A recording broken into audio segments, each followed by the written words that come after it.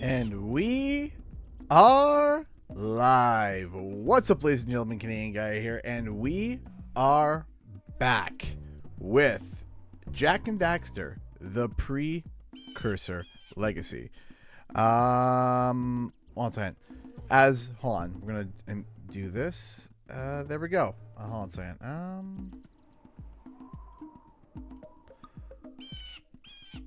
There we go. Lord of the Dragon, been modded. Which, you know, you already were in mod, but this is just your alt account. So, alright, ladies and gentlemen. What's up, guys? Canadian Guy here, and we are back with Jack and Daxter, the Precursor Legacy. Give me a second. I'm almost ready here. As you guys did see last week, I unfortunately had to cancel a stream, not due to sickness, but due to something else that happened that's, definitely difficult. So, hopefully you guys can hear me. Hopefully you can hear the game. If I got to adjust, let me know. I think we're good to go. I believe I've gotten everything in here. I believe I have. Let me just double check, but I believe... Okay, I still gotta get those precursor orbs. But I think in terms of, like, the, power cells, I think I'm good. So, alright. So, Emerald Queen... Yeah, Emerald Queen has brought it up. How is my mom? I come bearing what will be... It's not great news. It's great news as of recently because I've kind of, you know, because it's gotten better technically, but it's overall not great news. So my mom, if you guys saw last week, I had to cancel a stream because my mom had taken a fall. And what had happened essentially was that she was out shopping at Costco, and she had stepped on a median and a divider and turned the wrong way with her leg that is healing, and she had fallen. She had fallen in the parking lot, and I had gotten a call from Dad to let me know what had happened and that she was at Costco. She said that, you know, two strangers had come up and helped her back up because she couldn't move. She said that she could not move and she needed help, and there were some strangers who came by and helped her. So shout out to them. And then she said she was going to drive home. I said, no, we're going to come get you. Me and my dad went and got her to the hospital. Long story short, my mother had broken her knee in 3 places. Specifically her kneecap. Hence why I was not there on Friday. She had broken her kneecap in 3 places.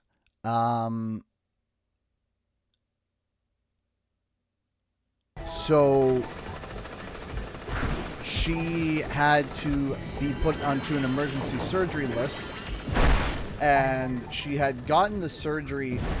What day is it today? Today is Thursday.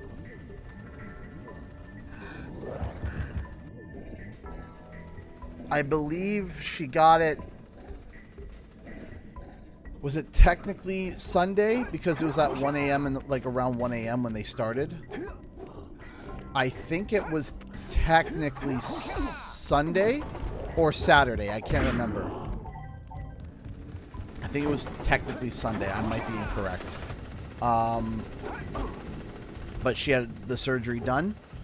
And... I'll say something really teary at the funeral. like I said, she broke it in 3 places. I gotta get changed back now. So it was not good. We have not been having a great start to our May. So, hence kind of why I have been kind of like not really talking too much on social media. I've talked a little bit, like I pop on here and there, but, you know, I try to keep medical emergencies off from social media. I try now. I try to keep medical emergencies off of social media because, you know, I things... think we're in a spider's nest here. things get taken too far, unfortunately, and when those things get taken too far, it makes me agitated. But anyway, since we're on stream, because, you know, typically streams are watched by more dedicated viewers, people who are more, I don't want to say intimate, but more understanding of issues and stuff. So yeah, that's where we're at the moment. She's home now. She had the surgery. She's home now. And it's been a thing. It's been a lot. So my wife and I have to, you know, my wife and I are now trying to help out. You know, I'm trying to help my dad out. My parents are 62 years old, so they're not young. So, you know, when stuff like this happens, you know, they need help. And so there will be times where I may be not posting content as much over the next few months. Or maybe not as much, but not as quickly. I may be not as spry, for the next few months as I help out. Sometimes I'm going to be fine. Other times it's going to probably be like I'm running behind a little bit. Any idea? So according to, does she have to do any physical therapy? Yes. So, because two mods asked really good questions back to back. So does she have any need to do any physical therapy? Yes, she is going to need physical therapy. That's going to be like a has to happen. And any idea how long? So it depends. For a normal person, it can be anywhere from 3 to 6 months for recovery. She needs to be in a cast, a full immobilized cast, I believe, for the initial duration is 12 weeks. 12 weeks where she cannot move the kneecap at all. So that's basically 3 months. She might be able to get adjusted into a different, like, more malleable brace, I think, at 8 weeks, I think. Where she might be able to bend it, but it'll be a brace, a big brace that she'll be able to bend.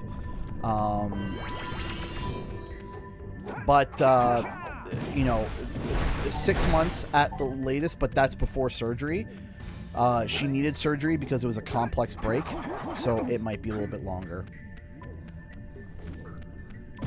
Yeah, it has been a trial and tribulation, yes, but we are we're holding on. That's all we can do. We're holding on. But yeah, so over the next few months might be a little extra because, you know, and also, you know, shout out to my wife as well, who's going to be helping out as well.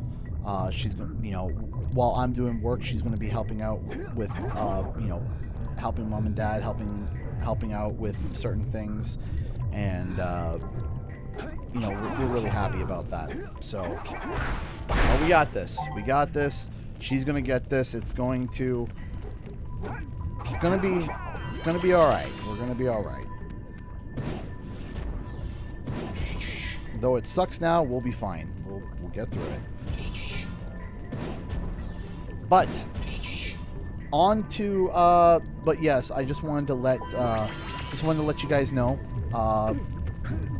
because again, you guys are you know, big supporters of the channel. You guys help me out and tune in and stuff. So because of that, I'll share that with you guys, and also because you guys have helped my mother with her medical bills and stuff in the past when it came to her getting the surgery for her. With her getting surgery, so that, you know, and oh yeah, and the worst part is it's the same leg. Yeah, it's the same leg.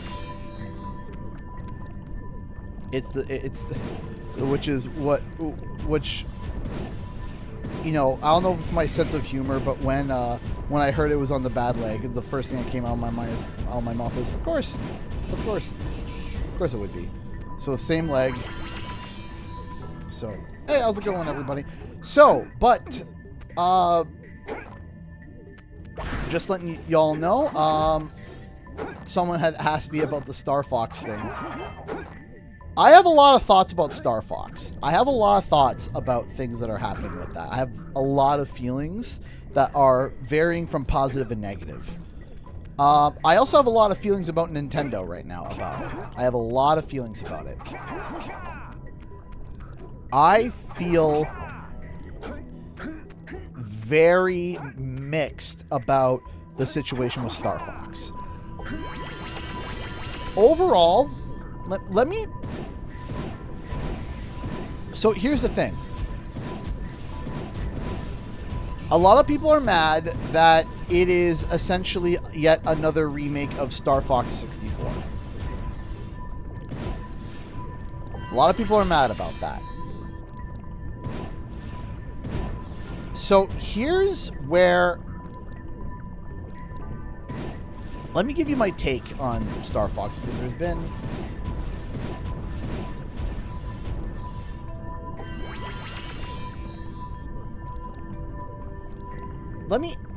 Okay. I wish I could have made a video about Star Fox. I wish I could have, because I have a lot of complicated feelings. And maybe I will still make a video about Star Fox. Maybe I will. Maybe I'll make a quick one. But I have a lot of mixed feelings. For a multitude of reasons. And I have a lot of feelings in terms of a content creator, in terms of an overall fan, as a consumer, and a number of things. So let me tell you the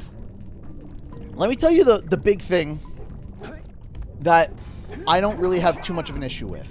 I don't have too much of an issue with the designs. I don't. I think that one of the things that a lot of people forget is that Star Fox was made during an era that is kind of gritty and not dark, but definitely not as animated as he's been kind of made, especially recently. Not that Star Fox isn't... That take on Star Fox is not good, but Star Fox kind of is a bit... hey, Charles, he's been a member for 59 months. Just one more month will be half a decade. Yes, yes, it is. Thank you so much for being a $5 supporter for so long, Charlesy. You are amazing. Thank you so much. Thank you. Thank you. Thank you.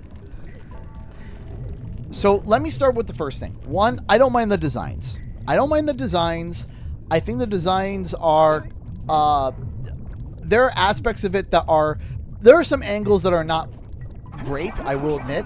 But I feel like that's with a lot of things where you look at it the wrong angle. Even the best of models look bad. I don't think the models are that bad. I don't. There are a few characters that I'm definitely like, okay, that's a bit of a downgrade. Some characters it's on par. Some characters it's a minor upgrade. I don't think some of the designs are as bad as some people say they are. Am I upset that they're doing Star Fox 64 kind of again?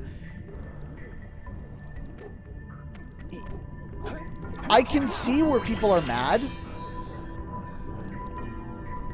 I can understand where people are mad. But I also don't blame Nintendo for that, because Star Fox 64 is like the most well-known and most like... It's the most well-known.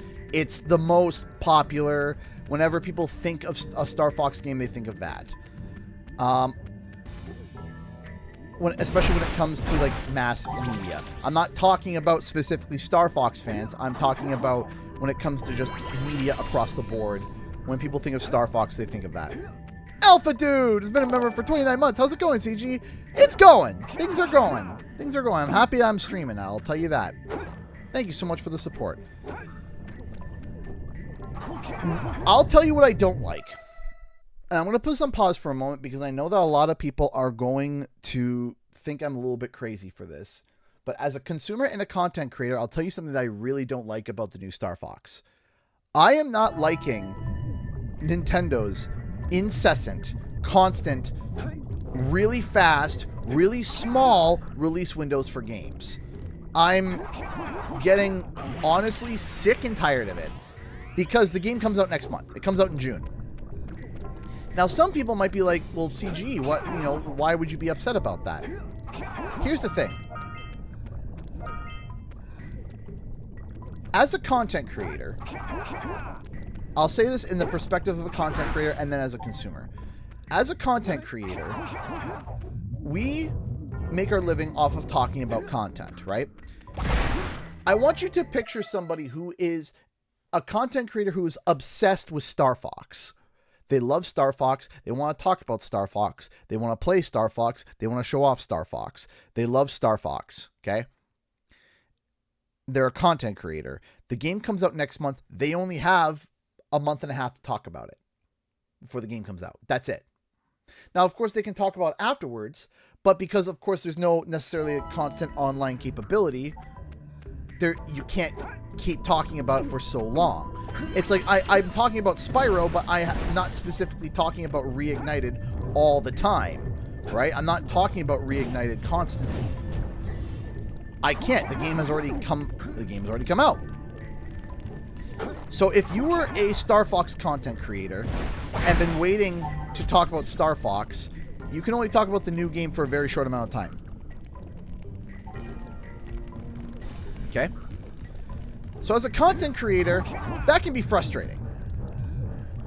Now, I'm not necessarily a big Nintendo content creator, so it doesn't bother me too much, but in the perspective of somebody who wanted to make content, if I put myself in the same shoes as for Spyro 4, if Spyro 4 had only a month before it released, I would be upset. Right? If that happened with Spyro, I would be upset. I would be. Because there's so much work that has to be condensed within a month. And no, I would not be happy about that. Personally. As a consumer as well, Nintendo is leaning on the fact that they can save money on marketing. They didn't even announce this Nintendo Direct ahead of time. They didn't. They literally said, oh yeah, by the way, there's a Direct happening now. If you don't believe me, go take a look at their Twitter. They were like, by the way, we're doing a Direct today. It's happening at like 6 o'clock, which is like in an hour.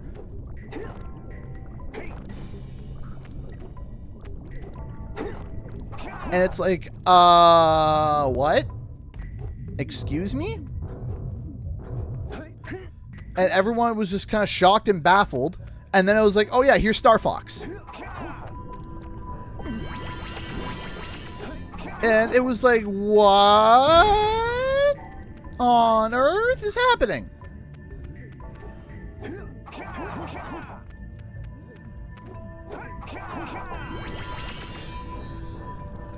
Yeah, by the way, we're doing a Direct right now and Star Fox is here. Yeah, it's just like, and here's Star Fox.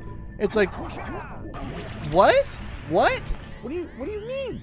What do you mean? What they should have done, in my personal opinion, is that if they were, and this is where this is backwards, okay? This is where it's also kind of backwards to me. I was upset when I went and saw the Super Mario Galaxy movie that they advertised Star Fox. They're like, yeah, Star Fox is here. I was like, that would have been a really fun surprise. Right? That would have been a really, really fun surprise to see Star Fox show up. That would have been awesome. Like, if I had no prior knowledge whatsoever, and all of a sudden, I'm sitting there, and I see Star Fox show up. I would have been like, oh my gosh, what a great cameo. What a great setup. What a great this, that, and the other. I would have been amazed. I would have been happy. It would have been fantastic. But they spoiled it.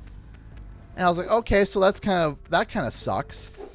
Why didn't they announce the game then, and then at the same time say, but this isn't the only time we're seeing Star Fox come back, and then do the Direct that they did? Oh, yeah, I got it this time. Here's a power cell.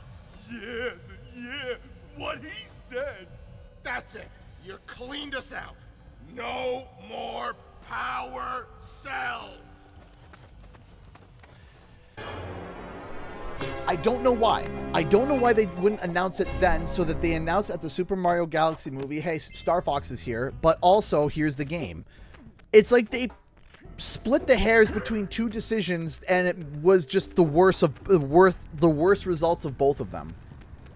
I don't know why they didn't try to, if they wanted to advertise the Star Fox game, and they advertise the Star Fox game and say, oh, by the way, he's also showing up in the movie, or don't show Star Fox at all at the movie and let it be a surprise. But alas, we kind of got like the lesser of two, which I think was a mistake in my opinion, but I digress. The other problem is that games nowadays are expensive. I don't know if you guys realize this, and things have not been cheap as of late. Games are not, hey, I'll pick it up, right? No longer are the days where you would go to EB Games and you would come home with 2 or 3 games. Maybe one of them are used, right? Maybe one of them are used or whatnot, right? And hey, Hannah, who's been a member for 42 months. How's it going? So, did you ever 100% this? What's your favorite Jack game? I have 100% this? I think I've gotten close once. I think I've gotten super close once to 100%ing it. I don't remember if I have 100% of it. I feel like I have a memory that I have, but I think I got close. I think I got to like 91% or something. I think I had gotten all the orbs or all the power cells, but not all the orbs, I think. So, but thank you so much for being a $5 member for 42 months. Thank you so much. Seek the pure light, for within its flame, the answers reside. You can gain my power cells by bringing 120 precursor orbs for each. You have obtained another power cell. He's expensive. So thank you so much, member, for being thank you so much, Hannah Vincent, for being a member for 42 months. If you want to become a member yourself, or you want to gift a membership, check out the join button below. If you click join, it allows you to support the channel on a monthly. You must bring 120 precursor orbs to me for each power cell. Did I not? What? How many do I have? I thought I had a lot more than that. No, I just gave 90 away. That's why. Okay, duh. Emerald Queen's been a member for 46 months. Elena, who's been a member for 43 months. Goodness gravy. 46 months. Man, we're getting green. We got green all over the place. Love the green and loving the green. Well, I love seeing the green too. Thank you so much. If you want to, it's like a Twitch sub. If you want to join, or if you want to gift some subs so that people get access to a bunch of precursor orbs, the brain, get access to a bunch of emojis and other benefits, you can check it out. Members be membering. Like I said, you can also gift a membership if you would like to. So here's the thing. Games are expensive. Games are super expensive. In Canada, they are now, after tax, about $113. About anywhere from $107 to $113 after tax, okay? So buying a brand new game is not cheap. It's not cheap. It's expensive. People sometimes, and there's a lot of people that not message me, but they would comment, oh my goodness, I can't wait for this game. I have to start saving money for it. If I had $1 for every time I've had that comment on my channel, I'd have enough money to be able to, I'd have enough money to basically retire, right? People say, and there's not a lot of people that do splurge buying. They save money. They set money aside.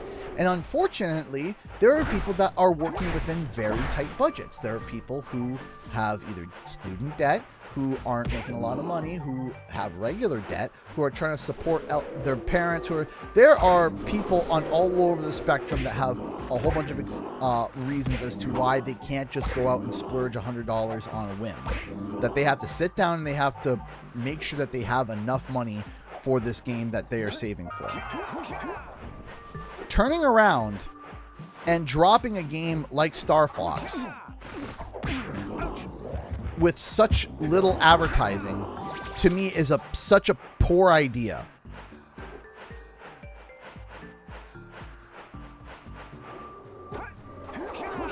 It drives me mental. It drives me mental because there are some games that I can sit down and be like, oh, that game is coming out. I can kind of put that in my mind. But when it's like, it's coming out next month. And it's like, okay. Hey, Jay, how's it going? And when you have such a, I can understand a short advertising cycle, but what it is that it's literally saving money on marketing, and they're literally saying, yeah, here's the thing. We're Nintendo. We know that you're going to buy this game anyway. And we rarely put any of our games on sale. So whether you buy it day one or 2 years later, it's most likely going to be almost the same price as launch price. First-party Nintendo games rarely go on sale, which is wild to me.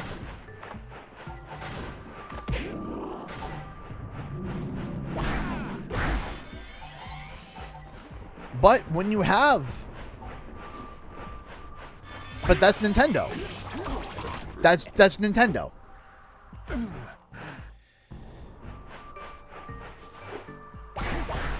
So they know they're not going to put their games on sale anytime soon. And they know that, hey, it doesn't matter. We're just saving money on marketing because we know that the people that want it are going to buy it. So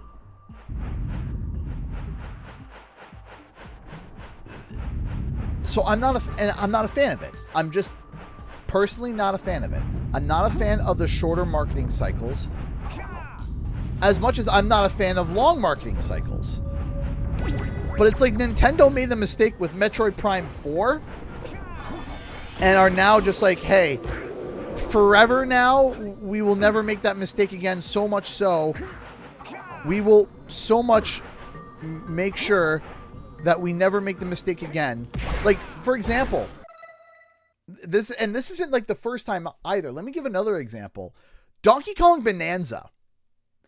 That game was announced way too late.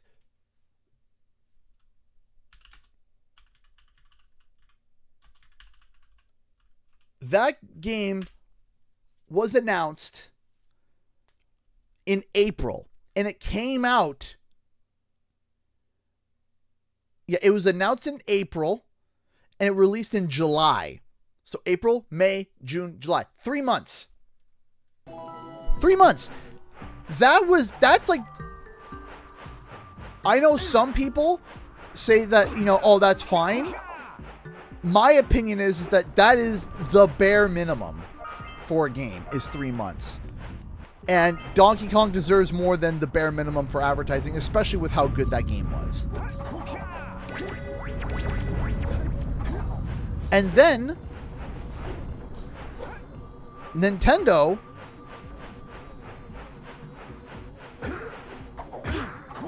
I thought I have to hit this thing, right? Or is it up here? Do I not have to hit this thing?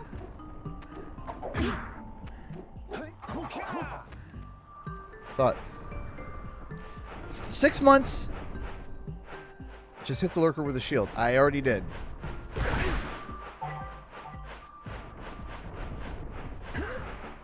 We'll come back later, I guess. But yeah, 6 months is a good sweet spot. You announce it. I think 6 months for smaller scope. I think 6 months for smaller scope titles. You know, I think 6 months is. Oh, we're not. Okay, we're not doing fire here. That's right. We don't have any fire here. This is just the super strength. 6 months for like smaller scope titles.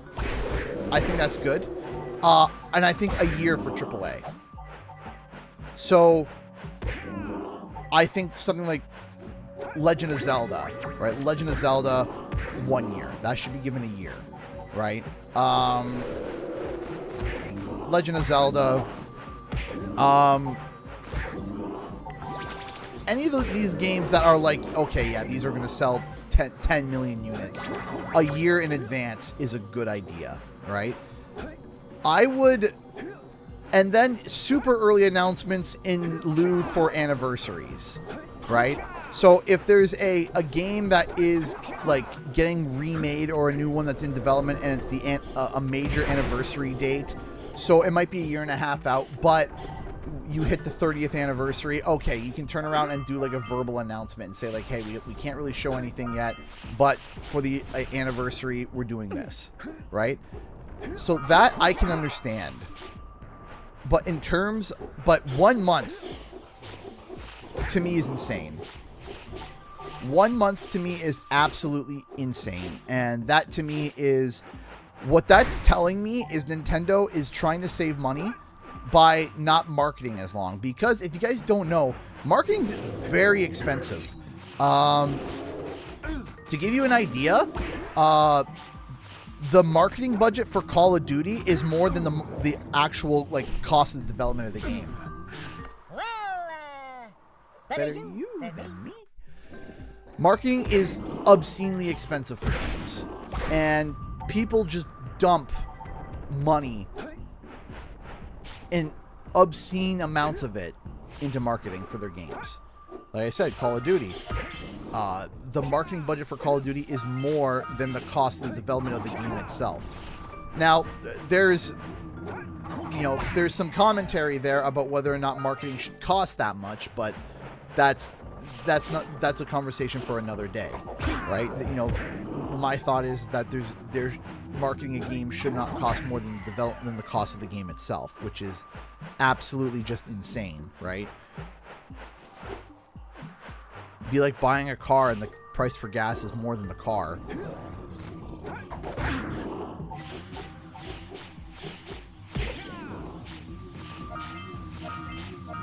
But I digress. Oh shoot.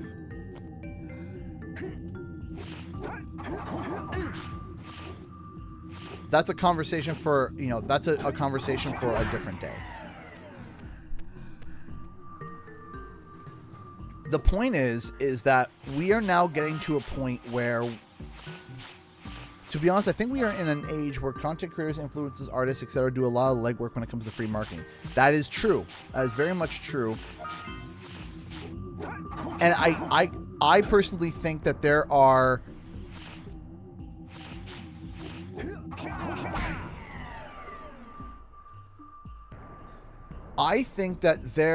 that content creators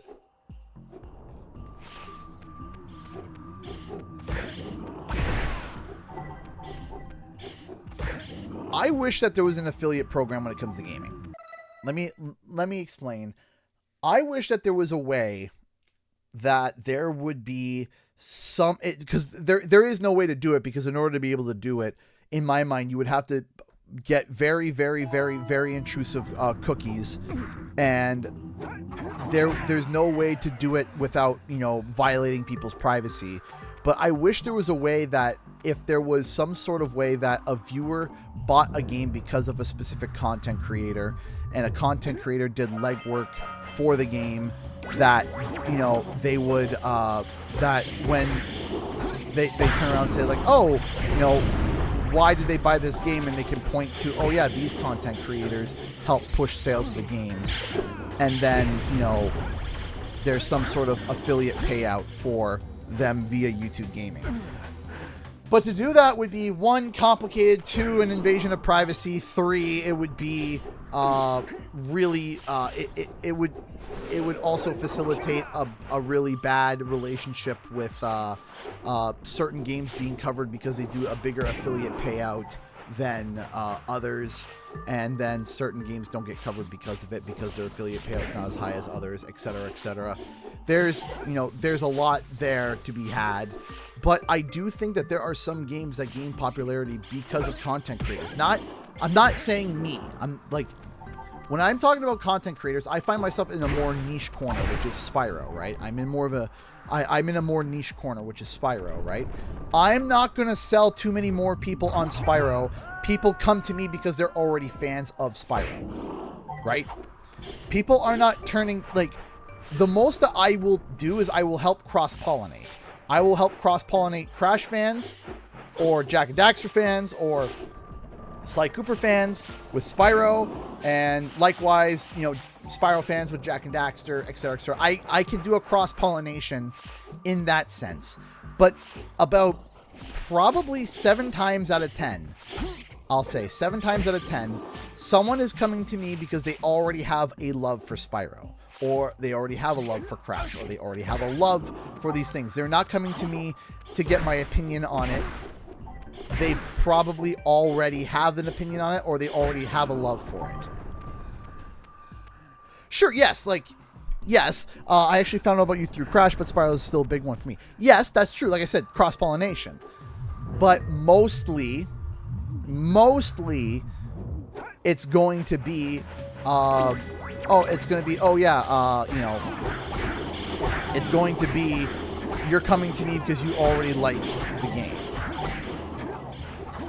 But there are some games, like, I'm sorry, an example that comes to mind immediately back in my day, because I watched it happen, was Five Nights at Freddy's, right? Five Nights at Freddy's was made the way it was because of content creators.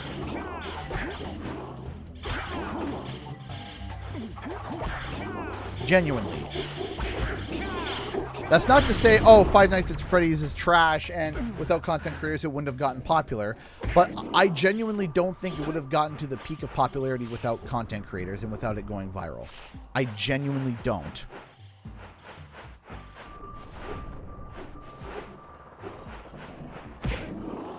Yes, Minecraft, but content creation for Minecraft was in its early days, right? I think, you know, for it to continue now, yes, but I remember, you know, Minecraft, it was, you know, very much in the early days of that. I'm going to cross-pollinate the Streamlabs link. Ha, got it. But to get back on track to what I was talking about, there are some people that made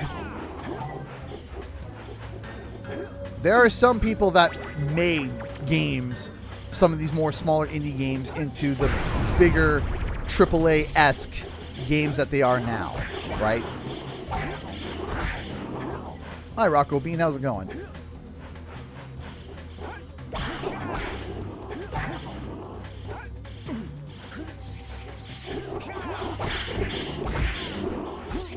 And now that content creation is pushing for so much, there are a lot of content creators that are doing a lot of legwork. There are. There's a lot of content creators that are doing a lot of legwork for especially these smaller, more indie games, right? There's a lot of legwork that is, and it's being done not necessarily for free, but for free on behalf of the game makers.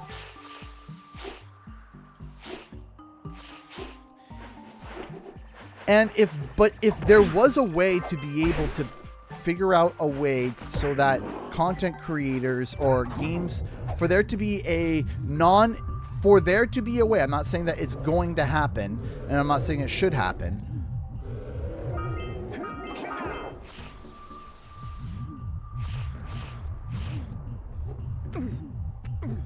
I'm not saying it should happen or that it could happen, but for there to be a way for... Because you could do an affiliate link. You could do an affiliate link.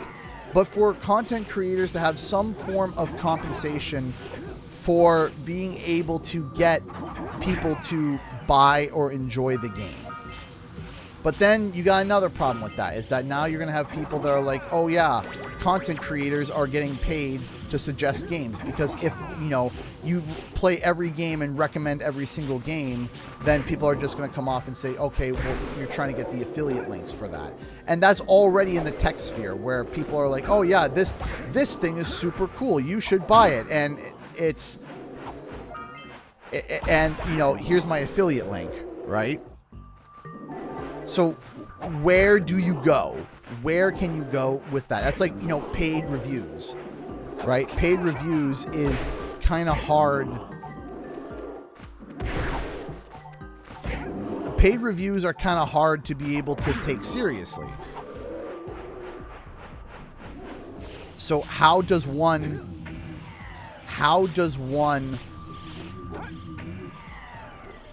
believe and trust things when everyone is out there trying to scam each other? Which sucks. The content creators, all of this to say is that the content creator space is starting to get more and more complicated and more confusing and more harder to figure out and navigate through in terms of like marketing, especially in the gaming sphere. And with the introduction of more AI, it's hard to be able to sit here and be able to be like, oh yeah, you know, content creation is going to be going, you know, content creators should be more trusted. As a content creator, I can't sit here and be like, yeah, you know, more people with my job should be trusted. I unfortunately sit here and have to say, well, no, because there are too many content creators, too many viral people trying to go viral over things that, like, no. Hey, there's the flip-flop. But it's hard. So what happens is that people just turn around and they're like, oh yeah, now every content creator is, you know, wrong, and every content creator is this and that. And I hate it, because I'm sitting there, I'm like, you know what? I'm mad that you think that, but I'm not mad at you, because I can understand why. I get it. And that's before I even begin talking about, like, you know, some of the stuff over on TikTok and stuff.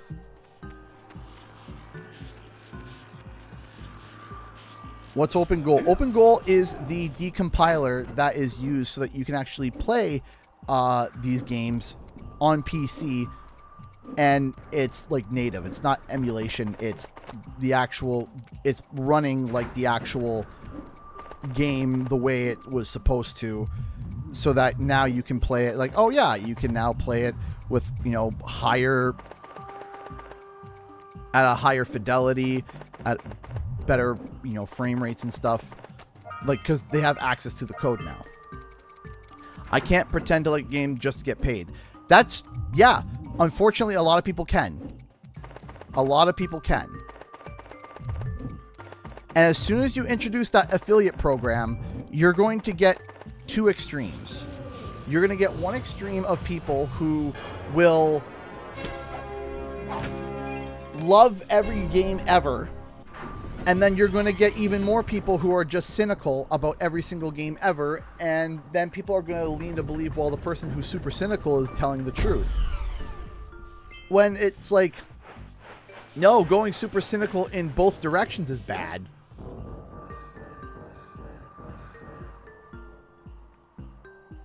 I'm kind of just ranting and raving. I'm sorry, guys. But there's a lot in the content creator space that is wrong. And the worst part is I have ideas to help with some symptoms, but I don't have a solve to fix it.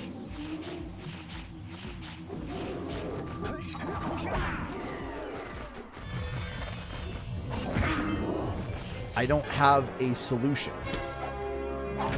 Any Spyro 4 updates? At the moment, nothing, you know, at the moment, nothing in terms of anything solid. There are some definite nuggets of information going around. there was two things that happened that I haven't made a video about yet because, again, this is where I'm stuck. I can't be sitting here and be picking out every single little tiny hint about Spyro coming when I've already talked about other things that confirm it more. I've gotten to the point where I've put my credibility on the line. I've put my credibility on the line. I have been talking about Spyro 4 for a long time, and then where I turned around and said, hey, I can now report that it's in development. And I've stuck to that. I've stuck to my guns. I haven't moved away from that. I haven't moved away. I'm not going to sit here and be like, oh, well, you know, I think that maybe they didn't start development. No, they started development. They did the prototype in December, and, you know, essentially the contract was most likely signed in January, February. If I'm off by a month or two, I apologize. I am not trying to fib or obscure details. That's just, you know,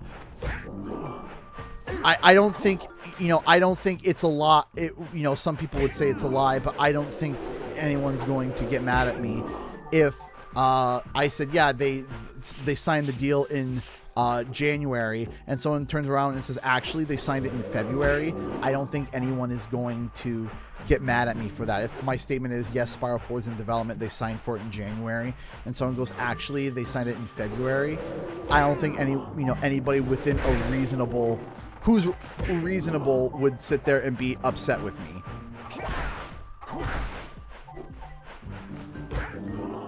But in any case, the thing is that right now there's two things that happen in regards to Spyro 4. Nicholas Cole, who I have immense respect for, and I'm aware there was a comment that was made that was kind of directed at me, and he kind of laughed at it, and you know what? It's fine. It does it break my heart? Yes, it does break my heart, but I still have immense respect for Nick and all of his work. His art is phenomenal, and I'm not going to say a bad thing about him. I'm not going to say a bad thing about him. Nick is incredibly talented and does amazing work. But in any case, we're getting off from the important aspect of what was said. Nick had tweeted just randomly a tweet that just said Spyro. That's all it said. That's all it said, was just Spyro. And a lot of people were debating about whether it meant anything, and you know, whether it does mean something. And my opinion on it is that it does mean something, in the fact that he would most likely know if there is a new Spyro in development, because naturally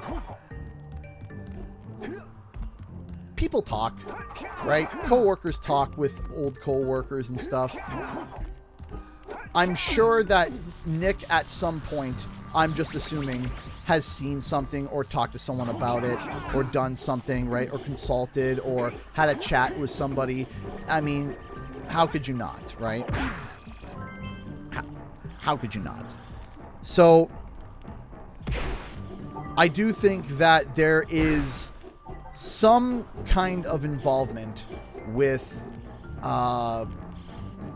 I do think that there is some merit to what he's saying, and I'm going to steal a comment that a good friend of mine, Mel the Honeybee, had said, stating that is like lighting a stick of dynamite and throwing it in a room and closing the door behind you. And yes, that, you know, stealing her comparison of that I believe is a very good comparison, as because he just tweeted Spyro. That's all. Just Spyro and nothing else. So of course, you know, that's going to cause people to go into a flurry. Of course.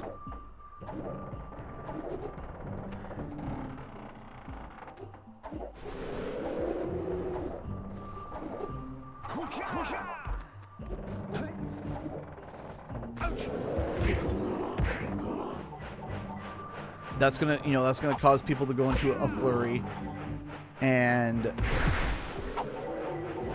you know, it's hilarious. But the other thing that also happened was that Stuart Copeland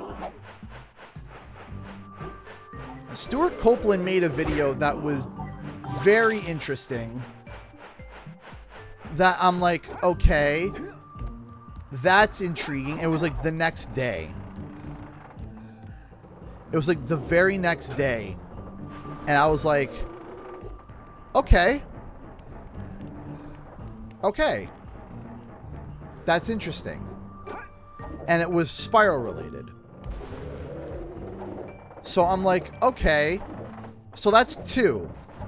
Now I found some other small details that I haven't shared yet that are relatively small that I haven't spoken about yet, and I'm not going to speak about it quite yet. I've been noticing some things when I'm talking about some stuff that I found that I haven't made in a video yet, and something happens with that. So I'm not going to speak quite yet about other things that I have found, but I have found some other smaller things in regards to evidence towards that it gives credence and evidence to Spyro. But again, I don't think I need to prove anymore that there's a new Spyro in development. I don't think I need to. I feel like that I have gone at it ad nauseum.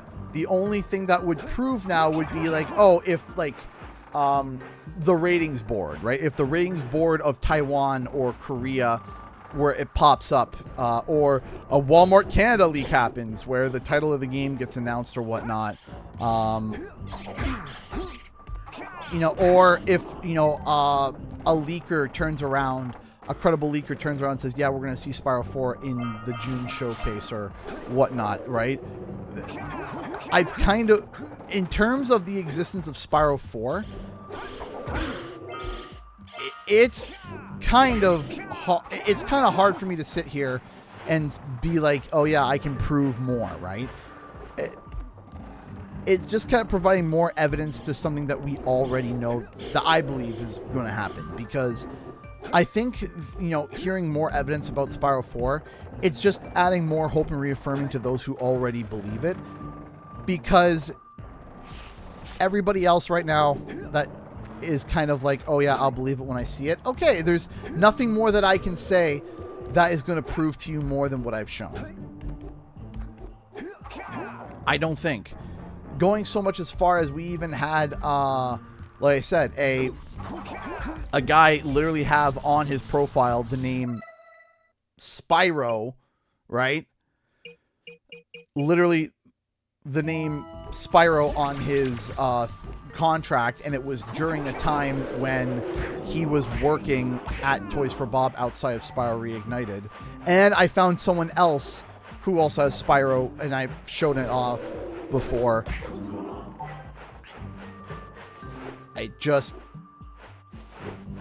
again, I've covered it ad nauseum.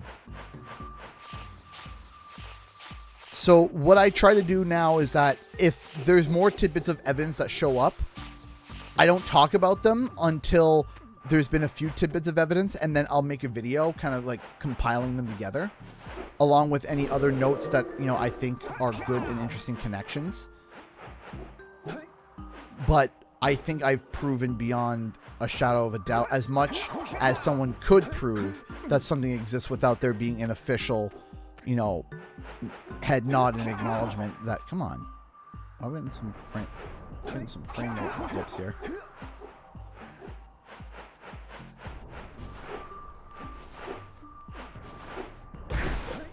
Because, you know, there are people that are, you know, some people like it and some people enjoy it, and I'm happy about it. And I'm more for like speculating about like, okay, what could we see in the game? I'm more for that right now, and I'm interested in doing that. I'm interested in discussing that and going over that, and, you know, kind of trying to find evidence as to, okay, what could we see in the game? Is there a voice actor? Is there a specific detail? Is there, you know, less of does the game exist and more of what could be in the game? Does that make sense?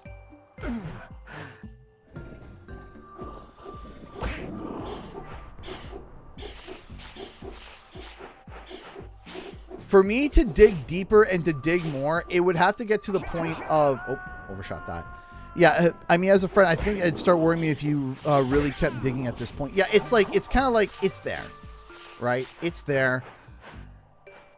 It's there, right? If I have to dig, you know, the only thing that I would be digging, again, would be for, like, oh, let's speculate about game details. I found this, so it made me think about this. What do you guys think about that, right?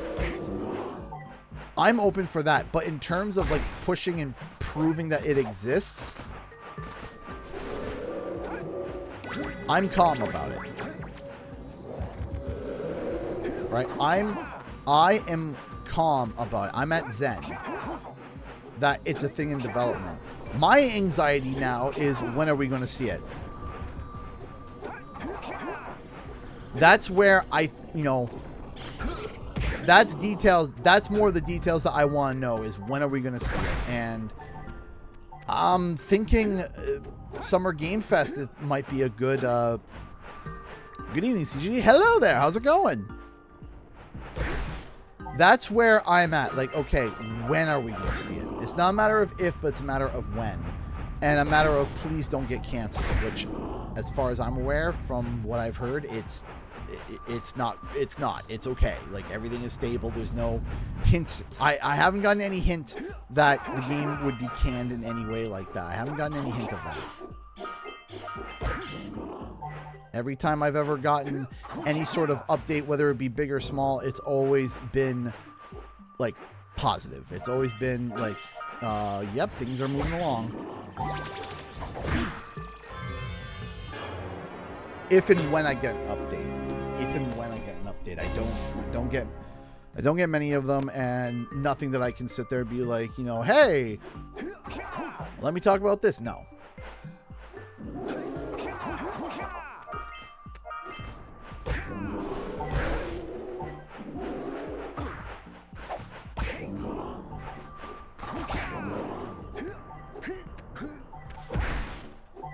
I think I missed an entire world too. I think I missed the swamp world. I think I just totally just skimmed right over that. Let me get down there.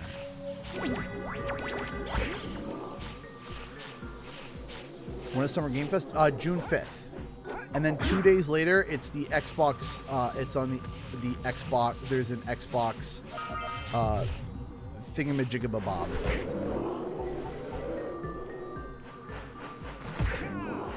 So either one of those.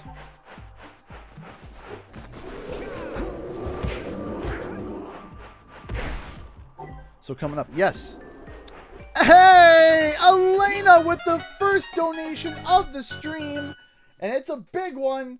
Elena donated $50. Thank you so much, Elena. $5 from Grandma. As a Skylar son, the Skylar Sunburn mom, my twin brother Enoch, and I will all have our birthdays on May 2nd. We thought we'd give you a fun challenge. Spend a day doing good deeds for people and animals around you. Treat your mom to something nice. Thank you so much. I appreciate that, Elena. Thank you so much. It's a very sweet donation. Happy birthday. Because it's May 7th now. Happy birthday. Thank you so much for the donation. Thank you. I deeply appreciate that. Thank you so much. Okay, I feel like I'm going insane on this level. Because stop the last lurker glacier troop. Open the frozen crate. I gotta find... So, these guys, right? I don't have to hit this, right? Thank you so much, Elena, again. I don't have to hit this, right?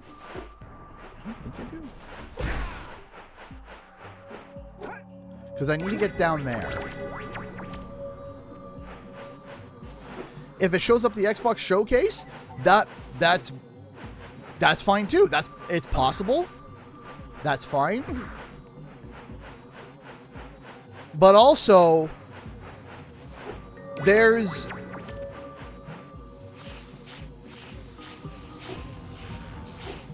I am suddenly a little bit worried about, I still... Hotshot! He's been a $10 member for 49 months. Thank you so much, Hotshot. Thank you so much for always for your support. Thank you so much, my friend. Thank you. Thank you. Thank you so much. You are incredible. You're an incredible support. Thank you so much, Hotshot. Thank you. Thank you. Thank you. $10 member for 49 months. Thank you. What was I saying now?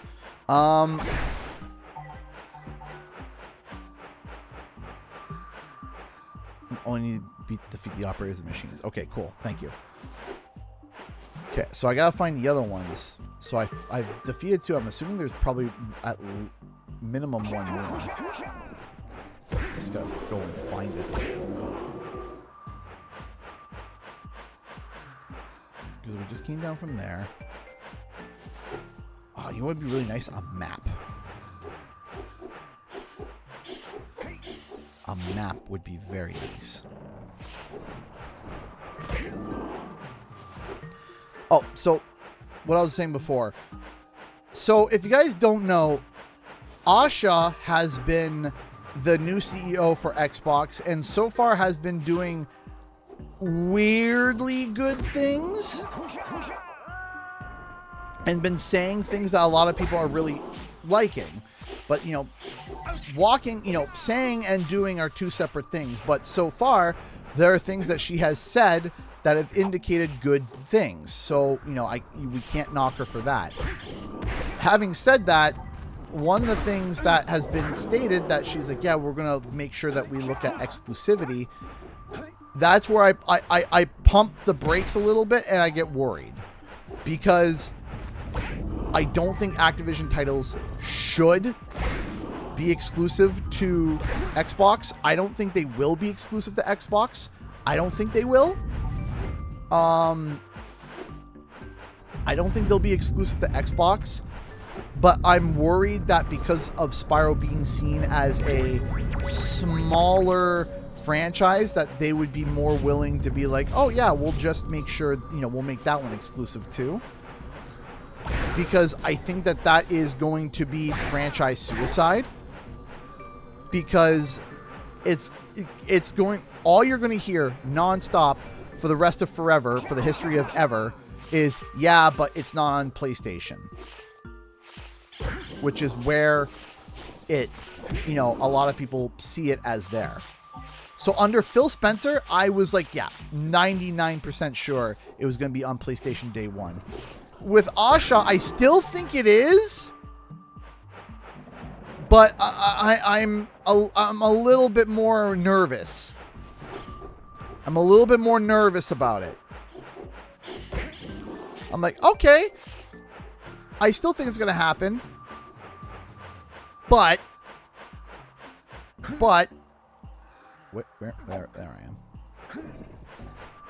But I'm less confident. Ah, there we go. That's better than it is.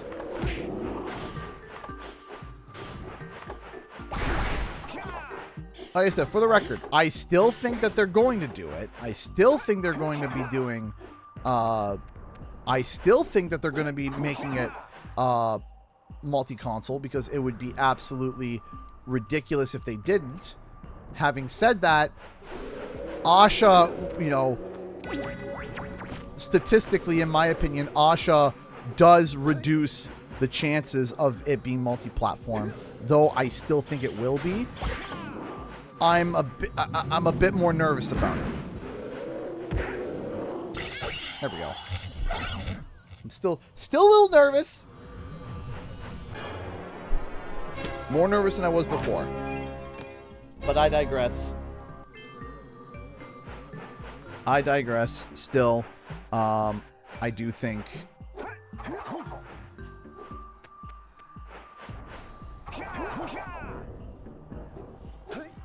Oops.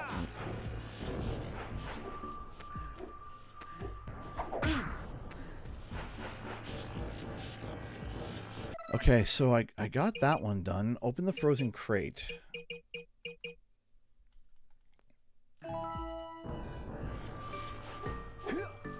Yeah, I don't think it's getting canceled. I don't think it is.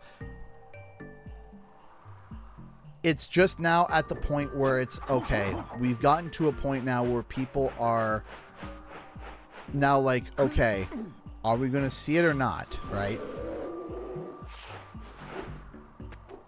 And even I'm starting to get there. And I don't doubt Toys for Bob and their capability. Oh, shoot. I don't doubt. Yeah, is there going to be some exclusive Xbox side for Spyro? Absolutely. Am I going to probably have to review the game exclusively for Xbox? Probably, right? But I'm going to, as I do, I'm going to buy the game for both consoles anyway.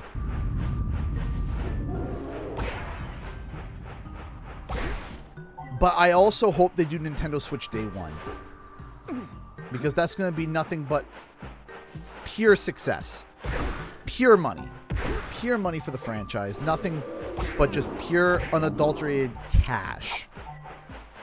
If they do day one Switch. It would have to be Switch 2, though, probably.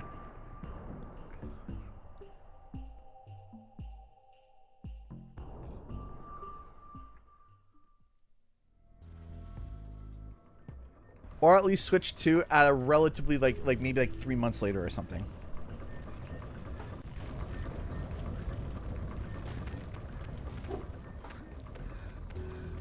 Looking for that frozen crate. We'll come back and do that later. We'll come back and do that later. Because I also believe there is just a whole area that I just completely missed. And it's the swamp area. I believe I just skipped that whole section thinking that I was done. And I was not. For your effort, a power cell is the reward. Yeah, absolutely. You know, exclusive skins. I mean, PlayStation did it with Crash, right? They did it with Crash 4. PlayStation had a whole bunch of exclusive skins, right? Which, sure, absolutely.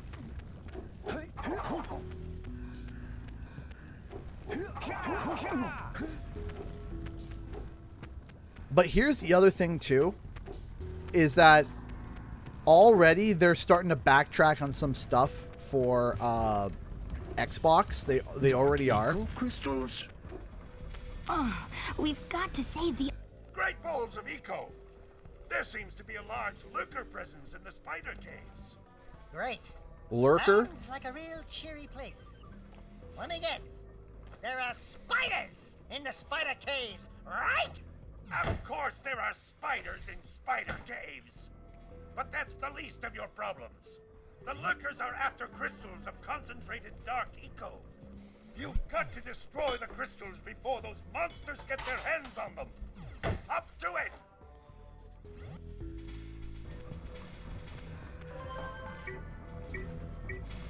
We'll go to the Blue Sages hut real quick because we do gotta go back and do like the swampy area. But before I do this, I think I'm gonna quickly run to that bathroom. So I will be right back. I'll be right back. I'm not gonna pause the game because I think we're safe here. But I'll be right back. I'm gonna run to the bathroom, fill up some water, and I'll be back.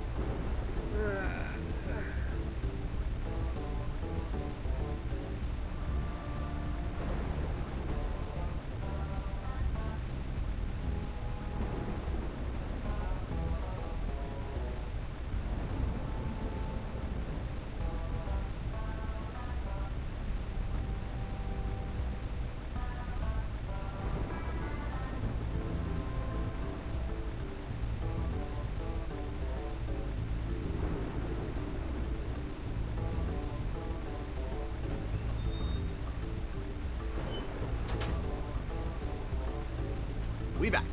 Okay. Also, I forgot something.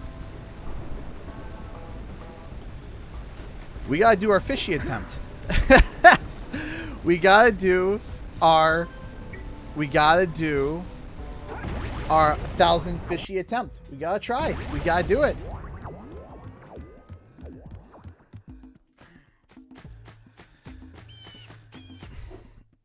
Every time we come back to it, we're getting closer and closer and closer. Every time. We're getting closer every time. We're getting more consistent. I think we hit over 800 3 times last time. All right. Oh yes. So this is okay. So this is kind of funny. So yeah, this is one of the new Spyro t-shirts. This is from Hot Topic. So this is a brand new Spyro shirt that I had just gotten. I made a mistake and I had it shipped to the States. Luckily, the States is not too far away. But I thought that they were shipping it to my local Hot Topic. They did not. They sent it over in the States. So we had to go for a field trip today to go pick it up. I also got a Crash shirt with it as well, but the Crash shirt is just the Crash 1 cover because they had a deal going on. It was a buy one, you get one 50% off, and they had like a Crash shirt that I was like, you know what, I don't have this one. I'll grab this one. All right, I just don't even remember this one. Is it up, up, down, down, left, right, jump? Left, right, jump. Got it. Okay. Here we go.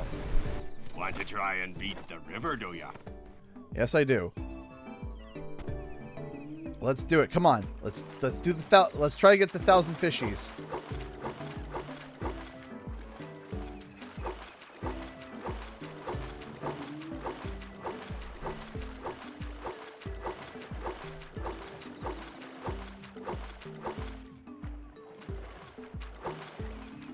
Steady, boy. Here comes a big one.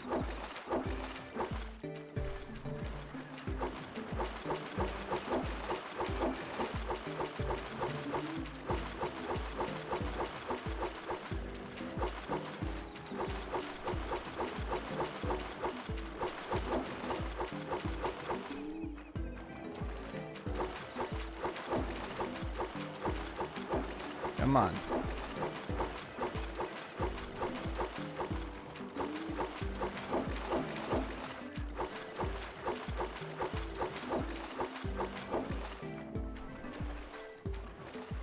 Steady, boy.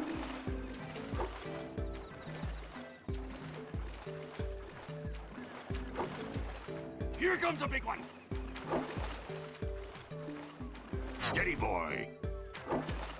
Missed one so far.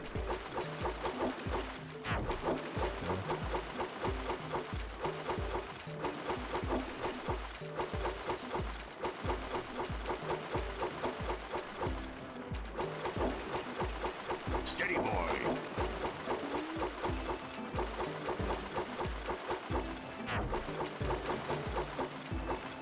Here comes a big one. Steady, boy. Man, a few of those tricky fish are being placed. All right, here we go. Guitar Hero mode.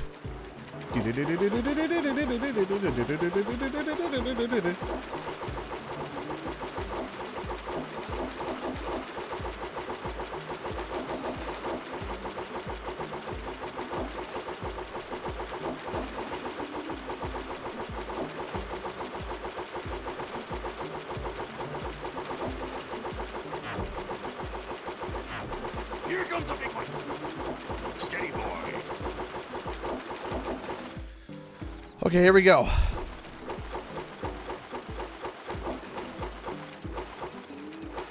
That one, we'll use that one. Again.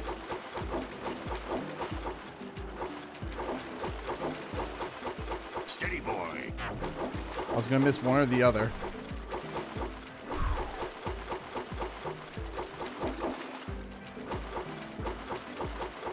Steady, boy. Here comes a big one. Right. Okay, here we go.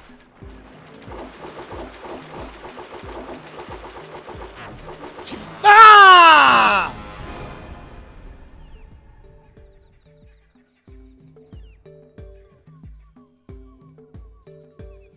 He just appears to. Yes, you can. Yes, you can. I got to 801 with only 10 miss, and I hit an eel on my first try. Over 800, just over 800 on my first try. See, we're trying to break 1,000. We hit 1,000. I'm gonna pop off and be super hyped. Steady, boy.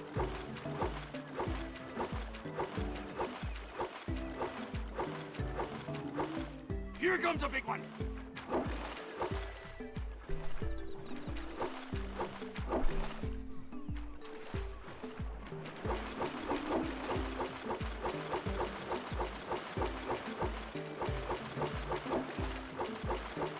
Steady, boy.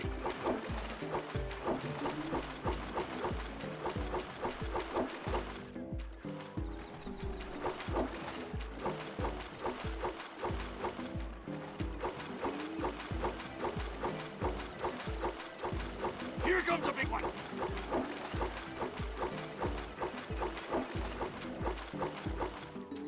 All right.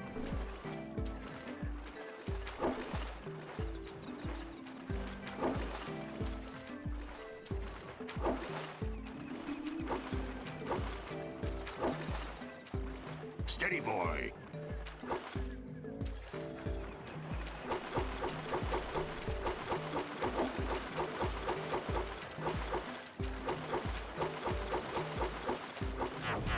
Oh no. Here comes a big one.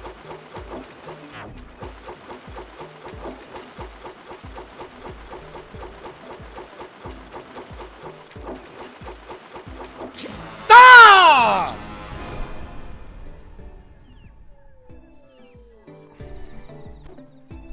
Dang it.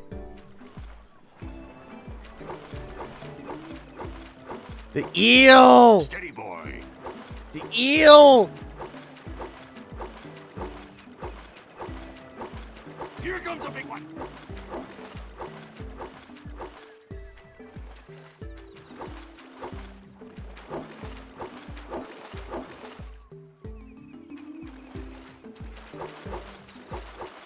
Steady, boy.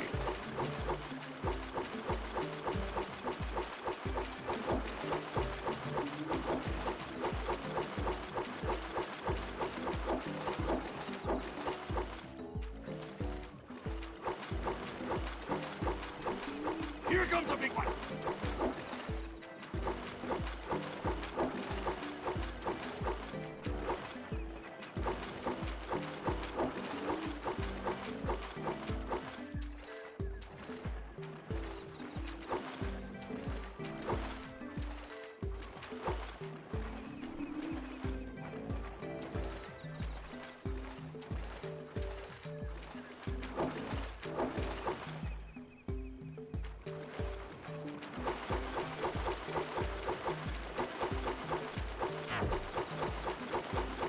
Steady, boy. Here comes a big one.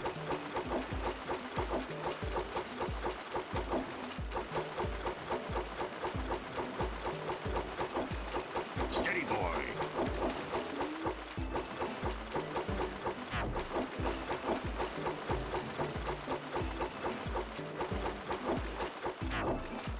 Okay, here we go.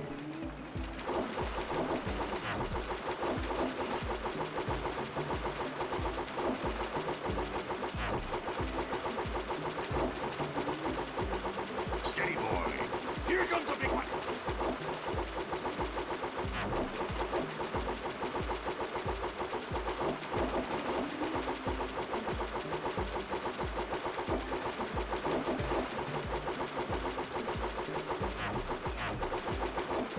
Missed more in that than I wanted, but okay.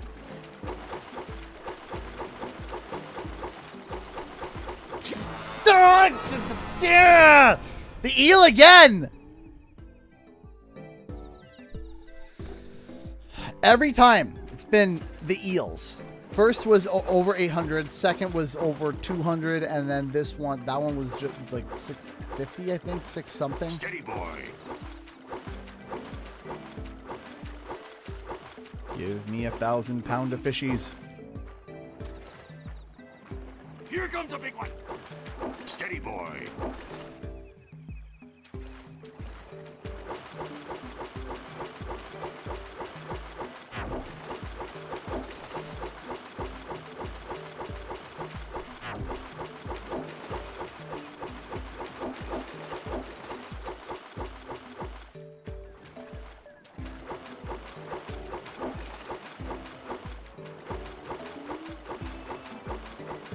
Here comes a big one.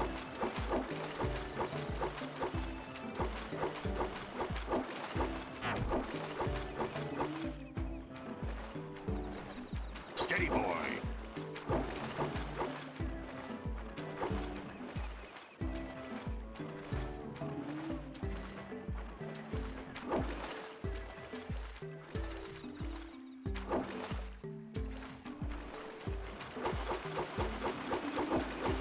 Here comes a big one.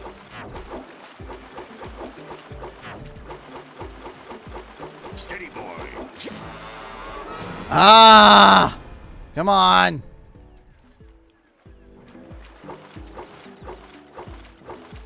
Here comes a big one.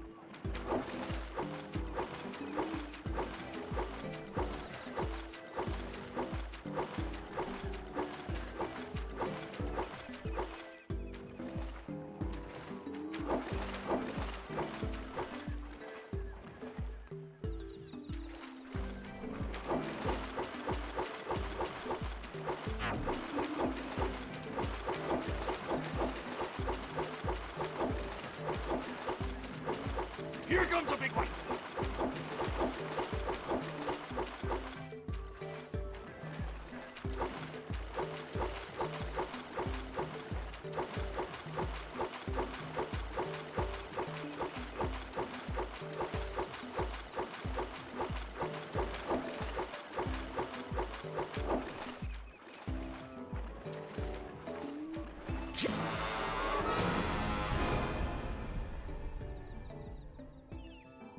Clearly missed that one. Wow.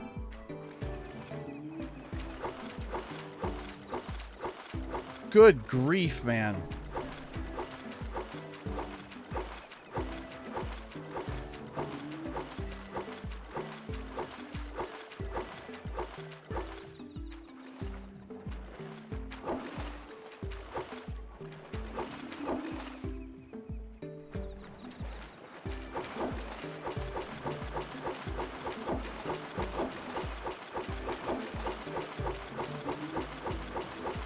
Steady, boy. Left. Here comes a big one.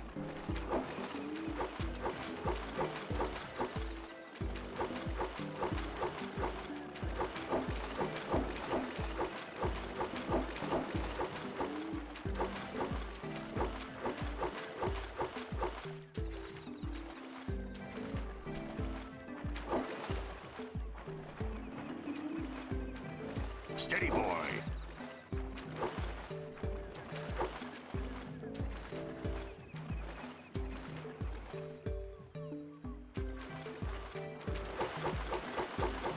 Here comes a big one.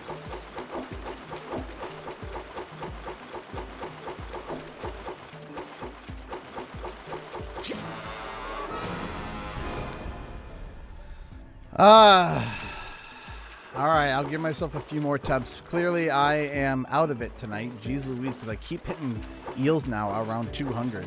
Of course, the first time, the first attempt that I do, I get to over 800 on my first attempt, and I can't. I'm missing stuff on like the first wave. Goodness gravy, me oh my.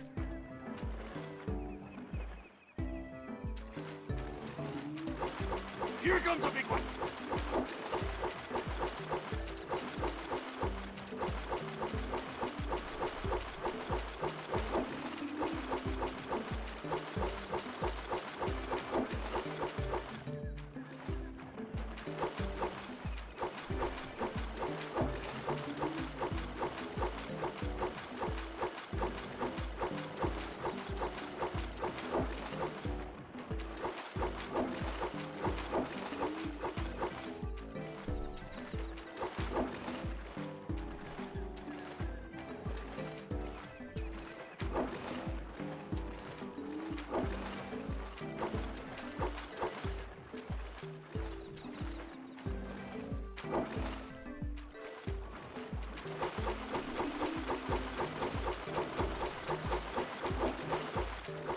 Whew.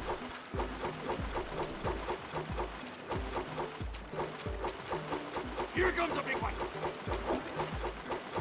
Steady, boy.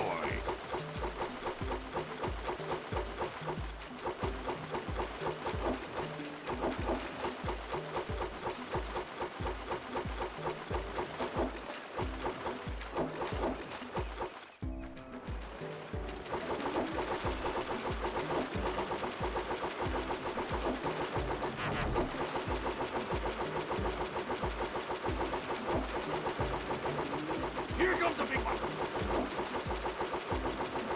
Steady, boy.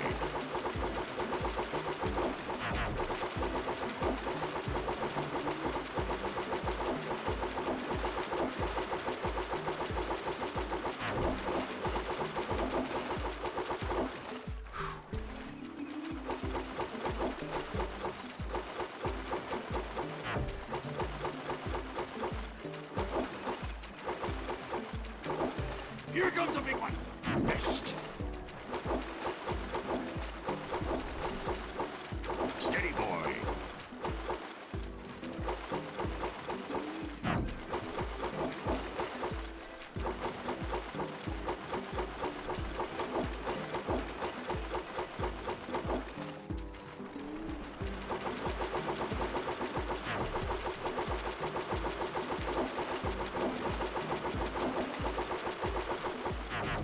Here comes a big one.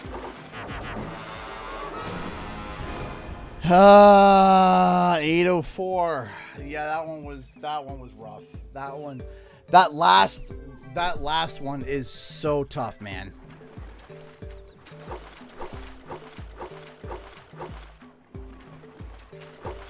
Here comes a big one.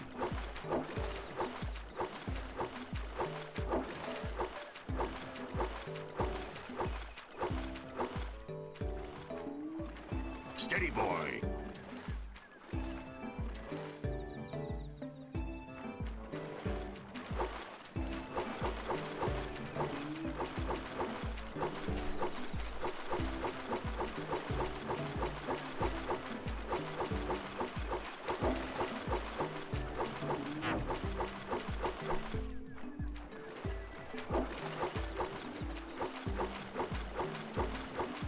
Here comes a big one. Steady, boy.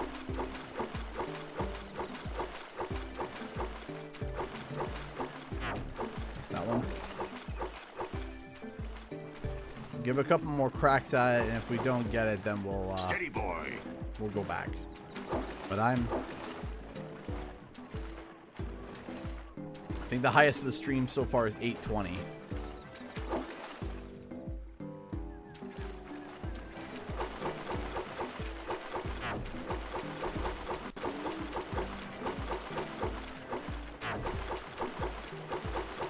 Here comes a big one.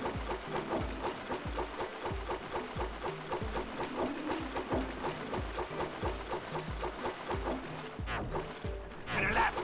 Looks like you could use a bigger net. Missed a few more than I'd like, but all right, now it's Guitar Hero time.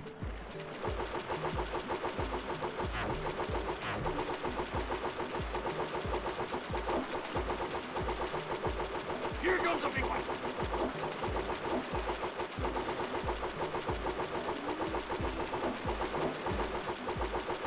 Steady, boy.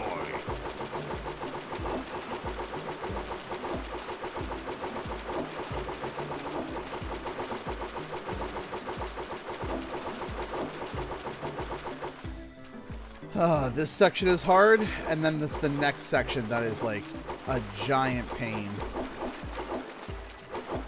Here comes a big one.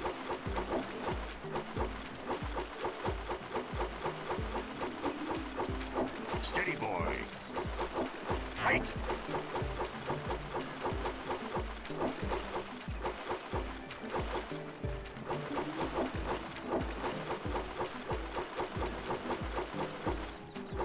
All right, here we go. Hard section.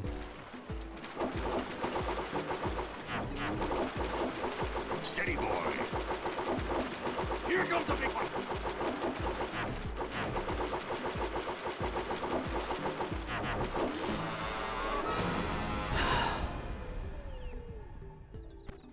Okay.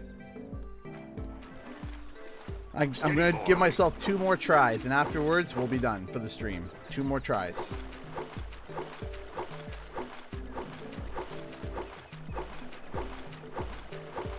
Here comes a big one. Oh, come on. I'm more saying, come on at myself. That was silly of me. It's always the same section that I get stuck on. It's not the section after Guitar Hero, it's the section after that section. So Guitar Hero, then it's difficult, and then it's Guitar Hero 2. And Guitar Hero, I'm calling it Guitar Hero 2 because that's where it's like, and here we go. This is when... Here comes a big one.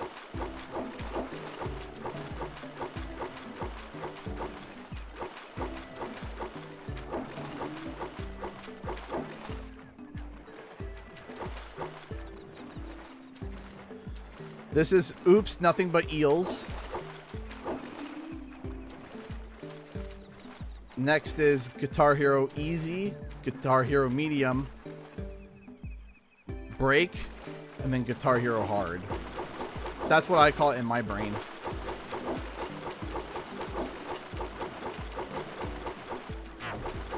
Here comes a big one.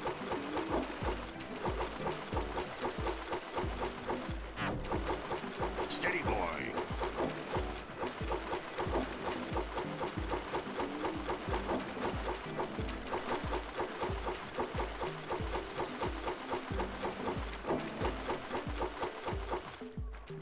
There we go, Guitar Hero time.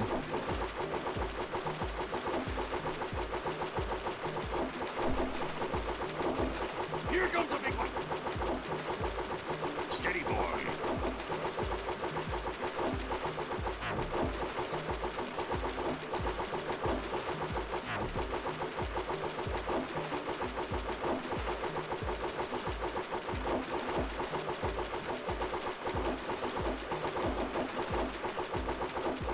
Okay. This is the really hard section. This is a hard section. The next section is where I typically fail. Here comes a big one. I haven't been able to get past the next section. It's always either I hit 20 or eel. To the left. Right. Missed that one too. Missed. I missed too many there. I zoned out a bit too much. All right, here we go. Looks like you could use a bigger net. Your sails are sagging in the wind. Steady boy. Yeah. No.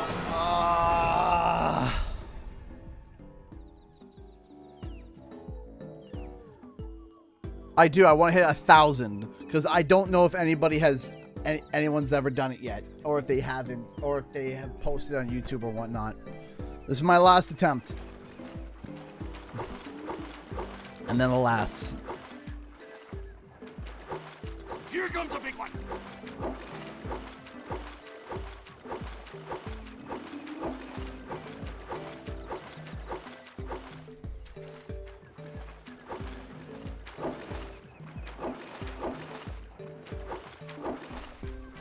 Steady boy.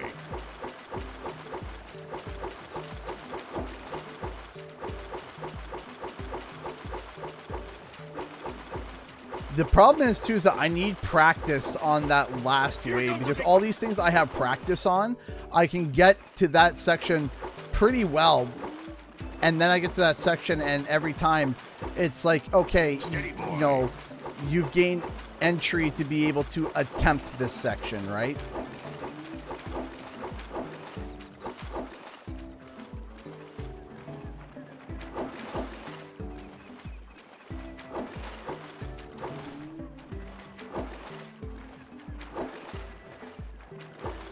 Here comes a big one.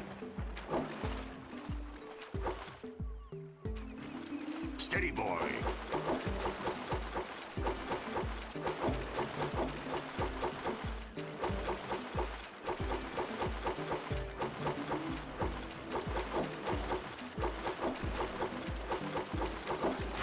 Oh, that was an easy miss. That was an easy miss too. Jeez Louise. Oh my gosh.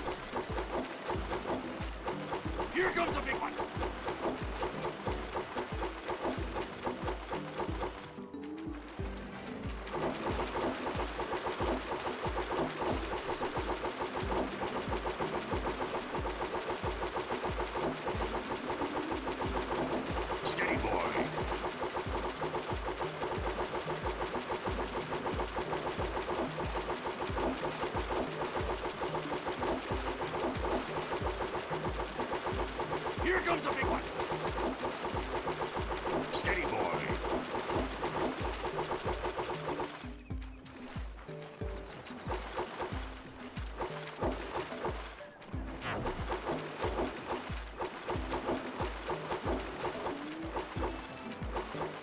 Missed.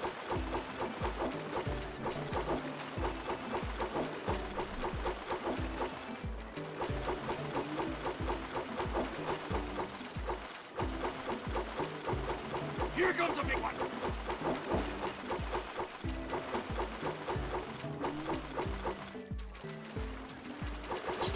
No!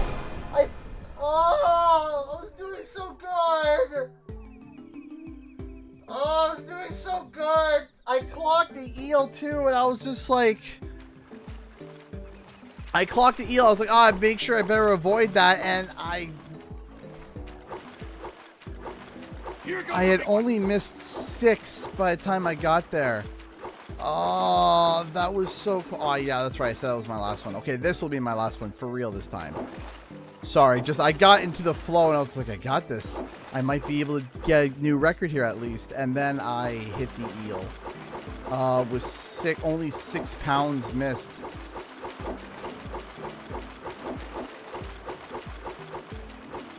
Steady, boy.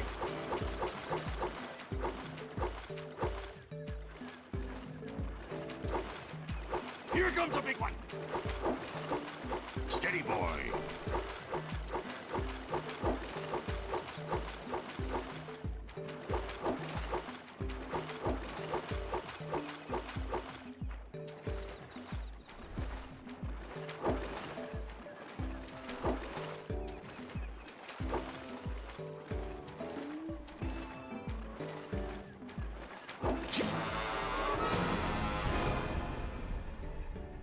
Well, if you want to, you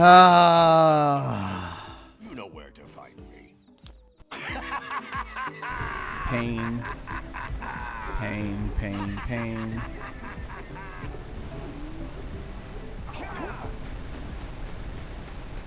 We'll get it. We'll get it. We'll get it one day.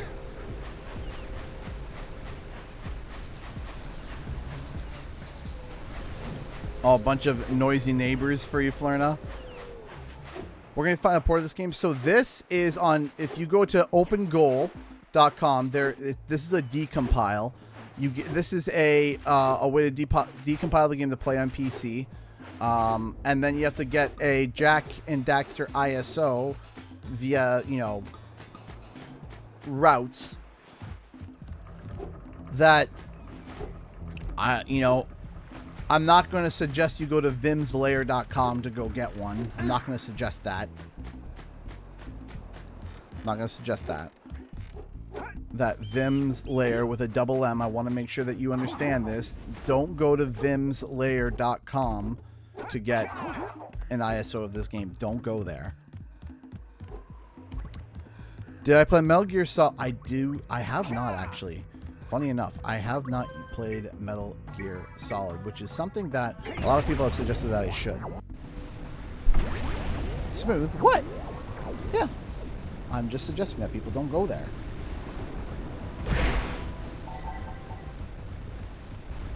Or get from a PS2. Yes, you can do that too. If you already have the game, you can get a... if you already have a physical copy of the game, you can rip it. And there are a multitude of ways of being able to rip your PS2 games.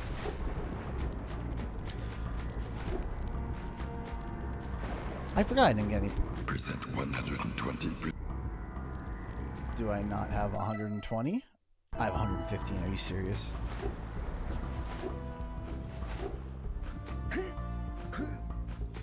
Okay, so which way to the marshlands area?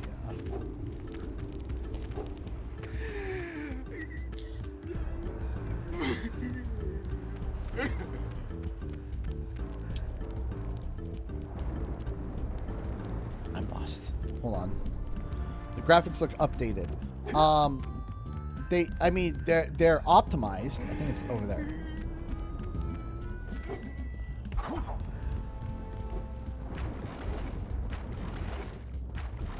There we go. Up.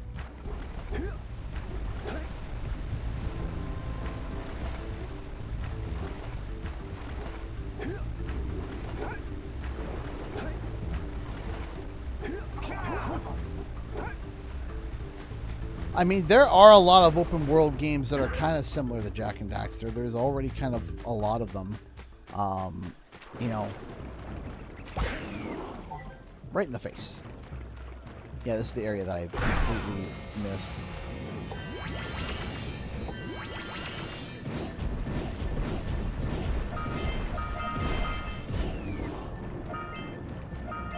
The Japanese version of this game?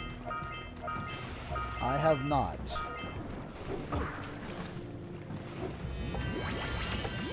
There we go. I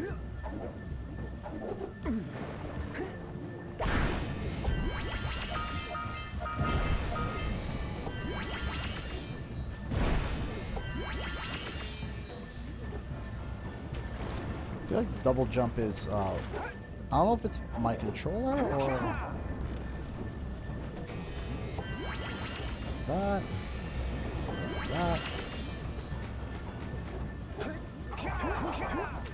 Almost.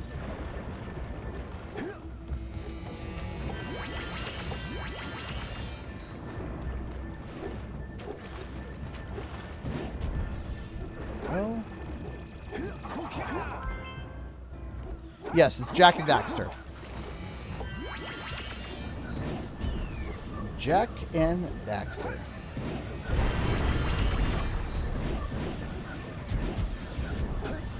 A PlayStation icon from it was 2001, I believe, was when the game came out.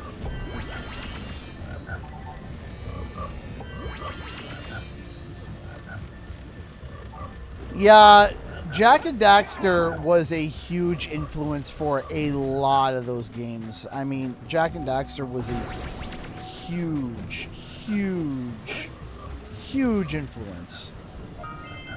It was a huge influence. If you look at Twin Sanity, if you look at A Hero's Tale, a lot of them were like, what if we just made Jak and Daxter?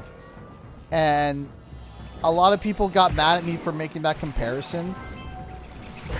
Like, I made the comparison that Twin Sanity was just trying to be like, you know, Jak and Daxter but Crash. And a lot of people got mad at me for that take. Actually, I was expecting for there to be, I mean, there might be more comments now, but I was expecting initially a lot of knee-jerk reactions towards my video today. And actually, so far, there's a lot of people that are like, I love Legend of Spyro.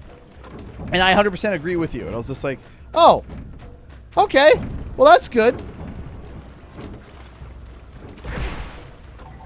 Because at first I was like, man, there's going to be some, like, you know, inevitably there's going to be some people livid with my take on this. Shoot those rat nests to stop the rats from coming out. And then it was like a lot of people were just like, you know, oh, I absolutely adore The Legend of Spyro, and I agree with most of these points. I was just like, oh. I was so worried, and I was asking Lord of the Dragon, who helped edit that video, where I was like, hey, does this come off as like bad or like too brutal? And he's just like, he was like, no, it's not too brutal. He goes, it's just, you know, you're sharing your opinion and your take. See that? Only 3 more. But I was anxious. I was anxious, man. There was really, from the comments I had seen so far, there was only one person that was like, oh, I hate Malifor and I hate how everyone that likes Malifor. That was kind of just like, you know, someone that was, because again, I still say that, you know, Malifor was the most thoroughly developed Spyro villain that had the chance to be one of the best villains for Spyro, and it missed the mark for me. Especially my biggest rant about in that video was when I explained what Deus Ex Machina was.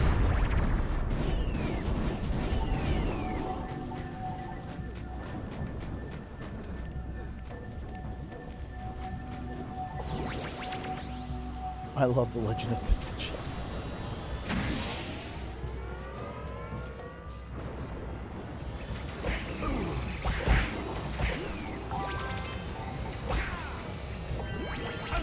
when people say that, I always think of how people talk about like Twinsanity.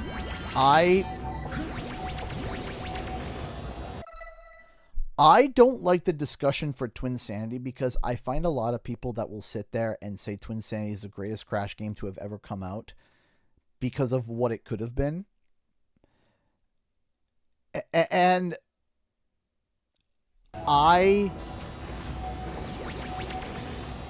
disagree with that sentiment because if all the cut content was in Twinsanity, it would be a completely different game.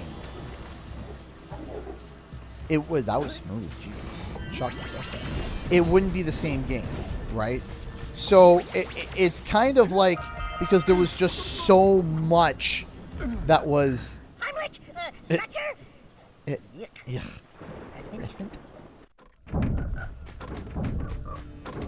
And that's where I'm kind of like, okay, we can't sit here and love the game for what it could have been as to like, oh, look at what it could have been. It's like, okay, yes, we can see what it could have been, but what it could have been is so different from what it is. We kind of have to look at it. I think a new villain would be nice, but I do think that giving Malefor another crack at it, as in like kind of being like the Thanos level bad guy, if that makes sense. I do like that idea. I like the idea of there being like there is a greater evil, and Malefor being it would be really cool. It would be a really...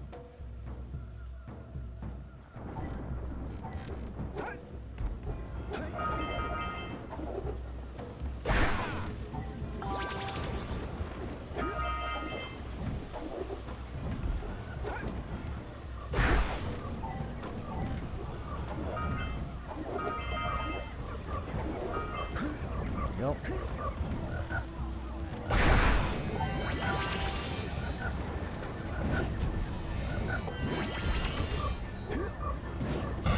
But yeah, that's one of my pet peeves when it comes to discussion about Twinsanity, because I do think that Twinsanity has some of the best writing in the franchise. Like, that's something.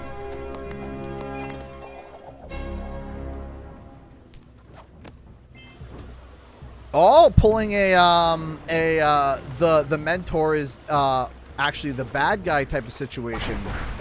That would be interesting. So we see Malefor as a good guy. We don't see his true name. And then it's revealed later his birth name was Malefor. And it's a wink, wink, nudge, nudge to those who know. And, you know, people are like, oh no, we now know how this is going to go.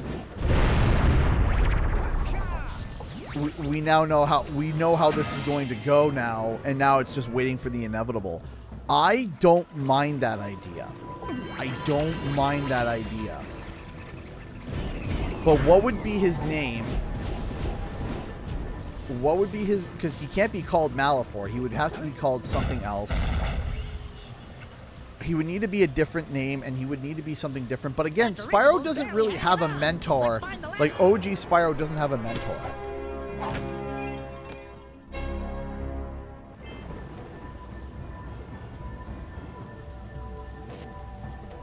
Call him Ken. The advisor? Maybe. The advisor, or, you know...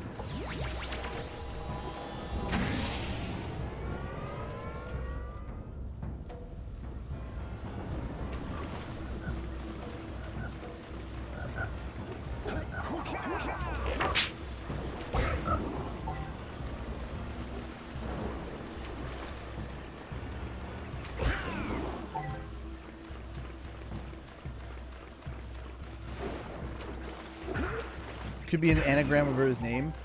It would have to be some... It could be an anagram, but it can't start with... It could be an anagram, but it can't start with the letter M. You start it with the letter M.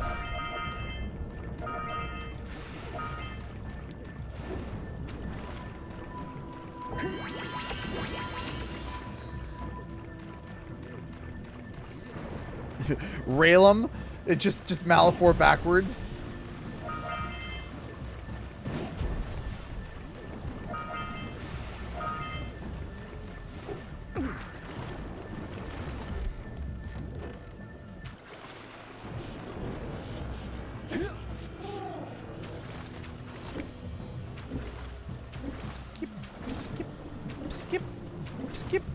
Skip. Formal X, do like hey! Our first donation on the Streamlabs bar, which you can do through the description below if you wish of, is from Sean Meyer, who donated $20 through Streamlabs. Thank you so much. Heyo to you as well, Sean. Thank you so much. Thank you, I appreciate that. You are awesome. Thank you. How do I talk to this guy again? Or do I have to get off the bird?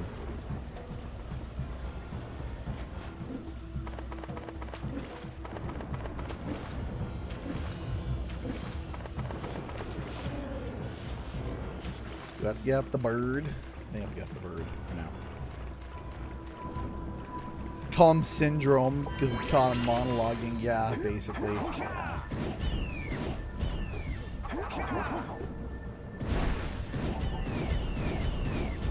There was someone else that gave an interesting suggestion for like the end of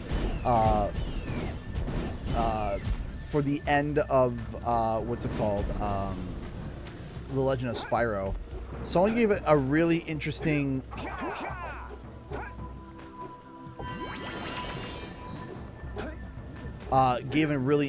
end where Malefor still like succeeds, but his whole shtick is that he so believes that the purple dragon's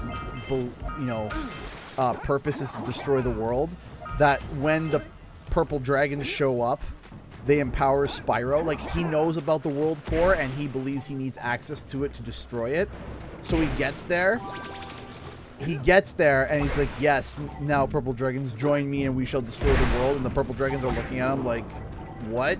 And they team up with Spyro against him and they grant Spyro the power to... Thanks for giving me a rash. Howdy, friends. Howdy, My friends. beautiful swamp. On these here parts. Everything that doesn't sink into the mud, that is. Judging by the smell, I'd wager your bathtub sank in the mud long ago. What's a bathtub? Anyway, I got bigger problems now.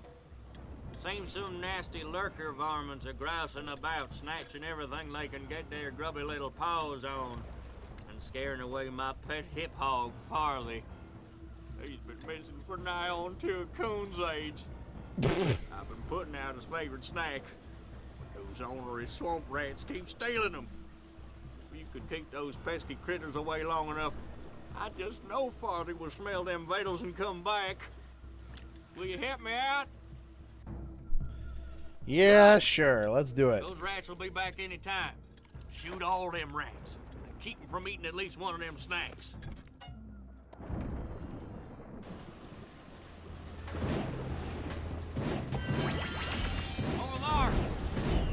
Over there?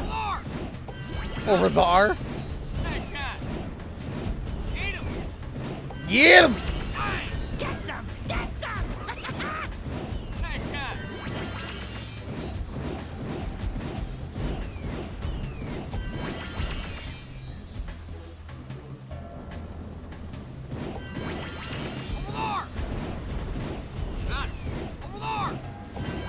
Who says over Get there? him. Get him! Nice shot. Over there. Got it. Over there. Get him. Over there. Nice. Over there.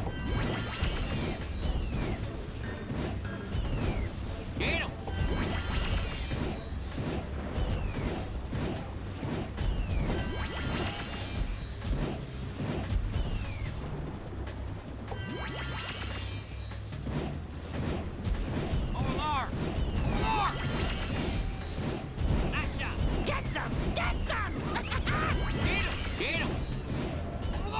him! Get him! Over there! Get him! Get him! Get some! Get some! Nice shot! Oh, you can't even let him have one.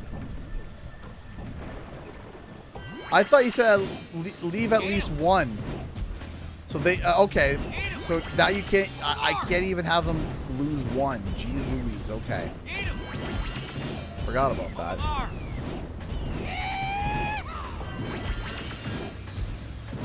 Over there!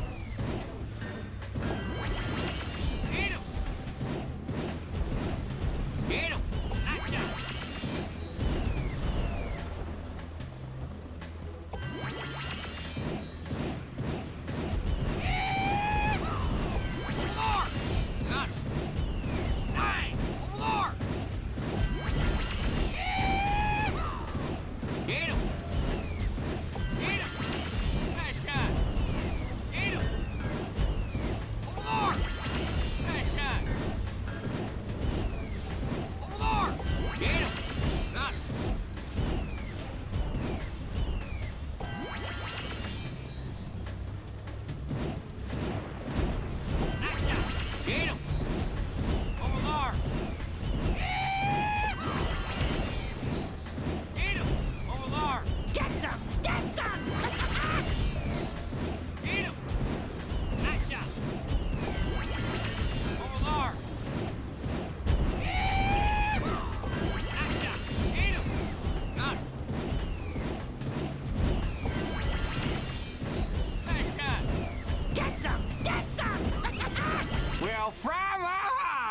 You sure know how to shoot. Thanks a heap for the help. Did your Farley come back? Oh, what is that thing again? What is that? The dog, hippo, frog, turtle thing? What is that thing? Jeez Louise, man.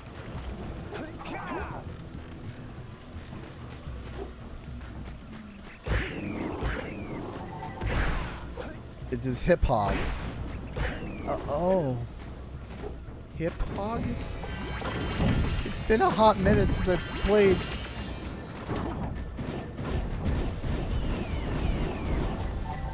A hippo boar fusion. Oh.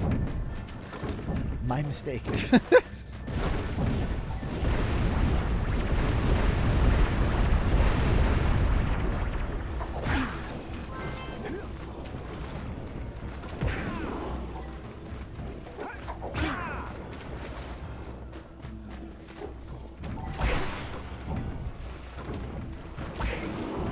Right in the face.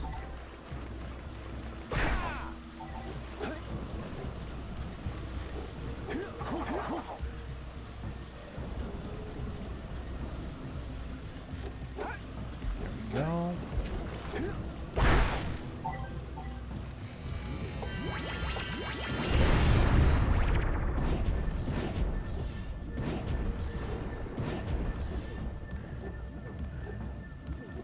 Punch. There we go. Do your thing. Punch. There we go. Jeez.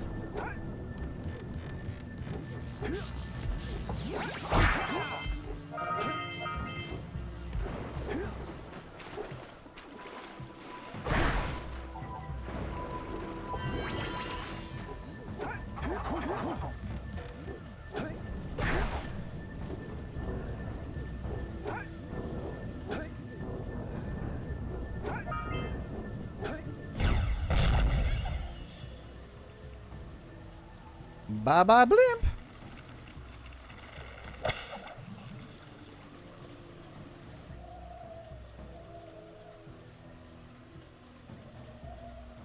Good work.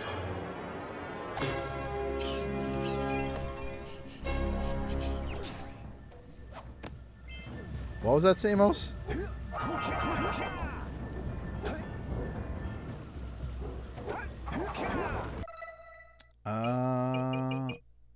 Free 7 scout flies.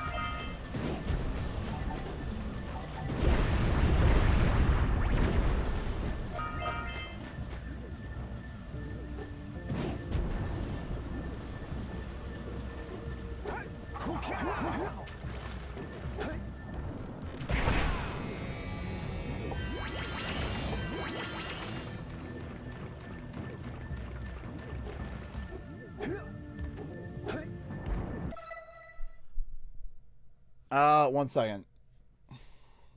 I want to do something real quick because I want to make this more of a reoccurring thing. Let's read some comments.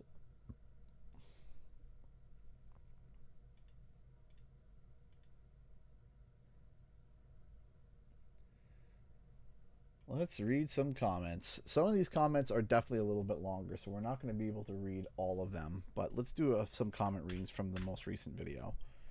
I'd be surprised if they ever revisit the trilogy, but by some miracle, Toys R Us thought it could be possible. I'd like to see not a remaster, but a complete remake of the series. Oh boy.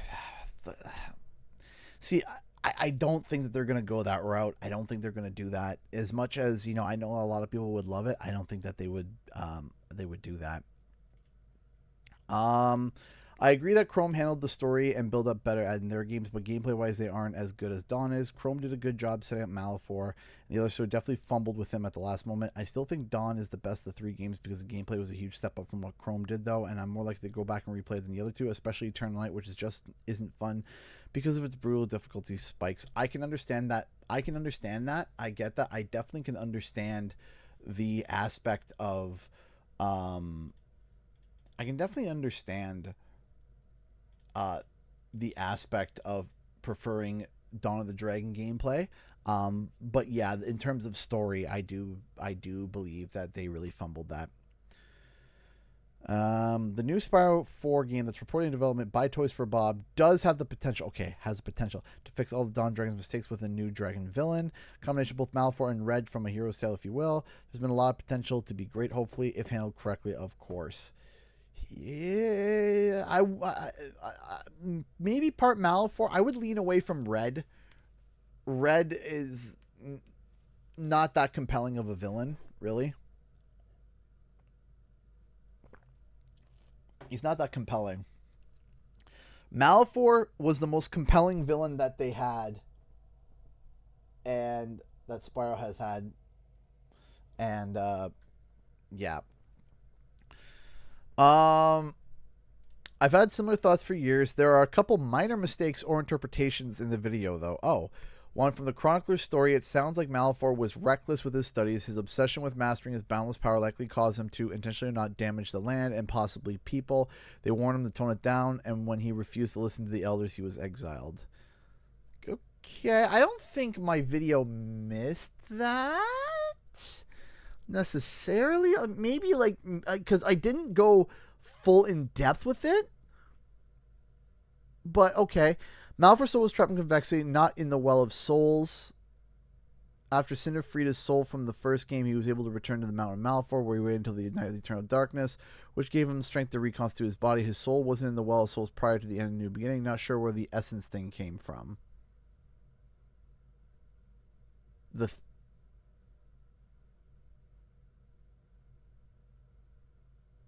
Okay. I'll have to refer to Lord of the Dragon on that one. As for my 2 cents, I believe they should have made Malefor look like a statue in the Dragon Temple. They could have made him look regal and lordly with warm colors to his design, ghoulish beige horns, purple like Spyro's. They could have Mark Hamill talk in a friendly, comforting voice. Malefor could have been made to attempt to sway Spyro to his side in a more aesthetically pleasant manner. Be like Palpatine trying to turn Anakin to the dark side through tempting honeyed words. He talks nice and seems to make sense, but Spyro and Cinder would choose to stop him and all the same, spurred by Ignite's death. Then he could drop all the pretense and take the form of his statue near the pinnacle of the Well of Souls, his horns, a subdued delver, his... Okay, so basically becoming a... being like, honeyed words and very nice, and then he drops the act and goes full evil. Honestly, Cinder's fight in the first game was harder than Malefor. Also, they did Mark Hamill so dirty. He could have sounded so much better without the filters. Yes. Well, I do feel like Malefor's voice worked as the villain version. I remember wasn't in English, so it's likely that saying the other dubs did a better job than here. Okay, that would be interesting. Actually, we should look into this. We should look into this. How did Malefor sound in the other dubs? That would be something that would be really interesting to look into. So great to see some videos on the trilogy series. I miss TLS, man. I wish the writing in the third game was better, though. I like it as well, even if it's a bit silly. Malfoy was fumbled so badly ending-wise, and not only him along the way. Kind of wish there was some game or official media that puts a perspective about his life and the world in general before his villainy. Hi, Matthew King Alexander. I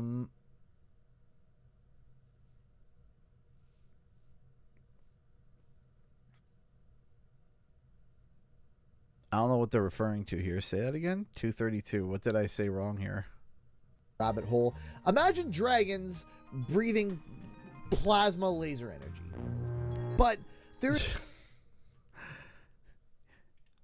Yeah, that joke was purposeful. Or I said, "Imagine dragons," and people were like, "What? Like the band?" It's like, yes, that was the joke. I thought it was kind of clever.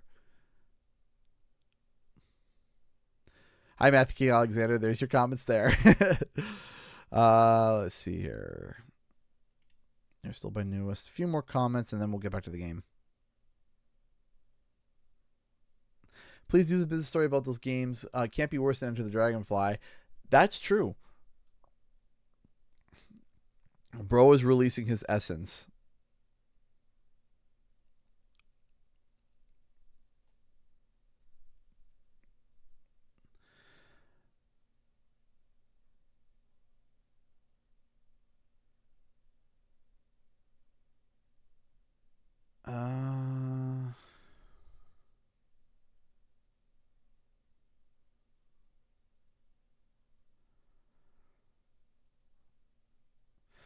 I always thought Malfoy saying purple dragons are destined to destroy the world is just his belief, since he wants to use the power, he has to fill his ego.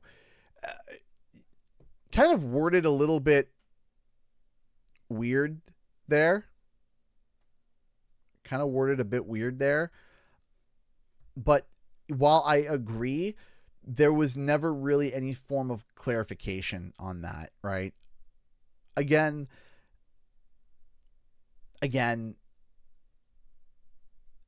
there's a lot of things. There's a lot of things that were like wrong.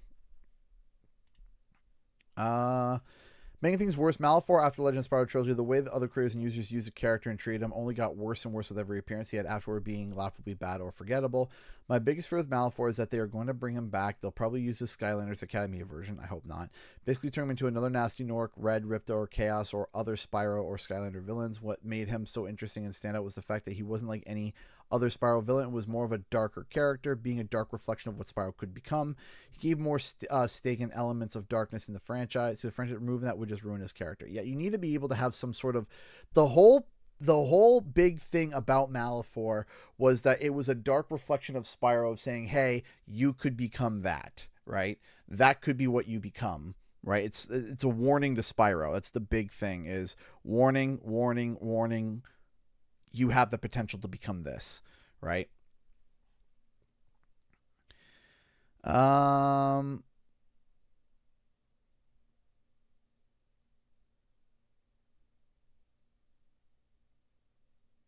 The reason why Dawn of the Dragon fell off is because originally it was going to be a tie-in game for the canceled movie, which would have retconned the first two games. When the movie got canceled, some of its plots got used in the game while nitpicking some of the original lore. Really?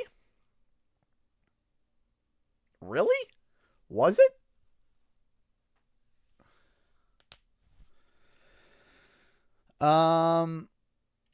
One, the ancestors in the core were actually his mentors, not other purples. Did I mention it was other purples? I thought I just said the ancestors. I thought I just said the ancestors. Did I? I don't think I mentioned that it was other purple dragons. I think I just said it was, just to be clear. Some of the hint people watching this is that if Cinder willingly walked into her chains, then in Legend of Spyro follows Fey rules that would make the binding stronger. Okay. 3, not only the dev team change happened messing things up, but it actually is supposed to be 2 games, not 1. An entire act of Spyro and Cinder bonding had to be completely cut out. Was there?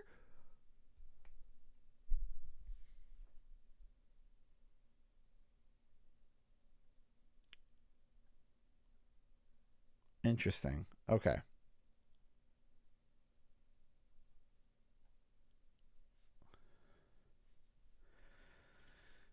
Interesting.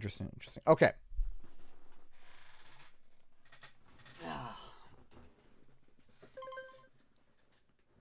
Back.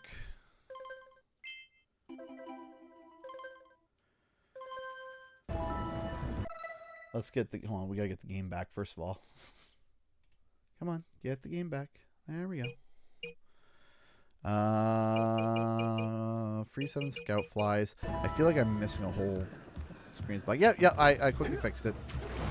I've been checking on that more often now to make sure that doesn't happen as often.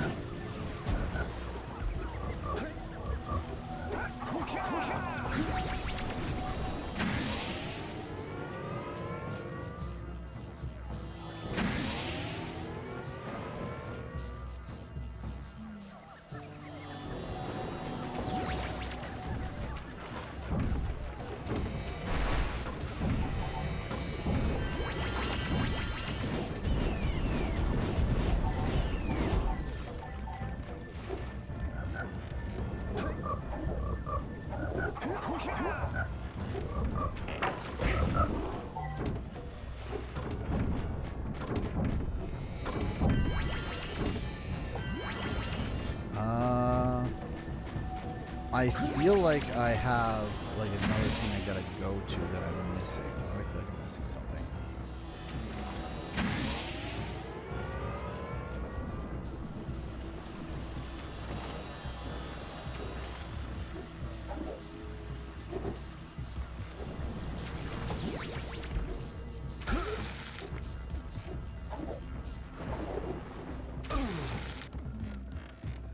Don't perish, don't die.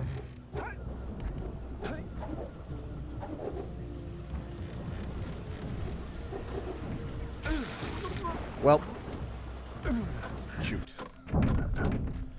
Where am I missing? What am I missing? Put away, Jack!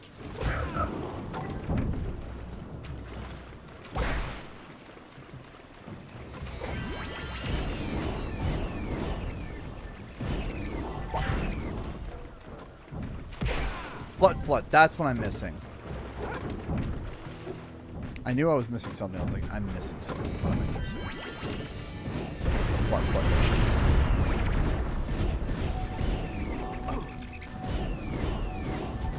Flut.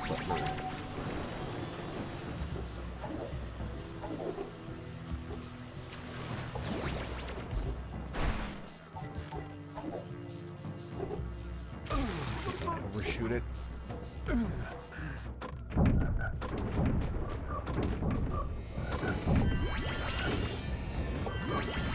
I am very curious as to how they are going to do.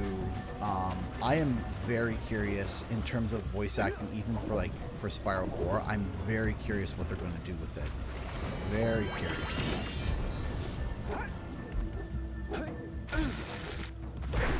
I don't know if they're going I kind of asked the question before, and it was simply that. Do we think that Tom Kenny is going to return for Spyro, right? And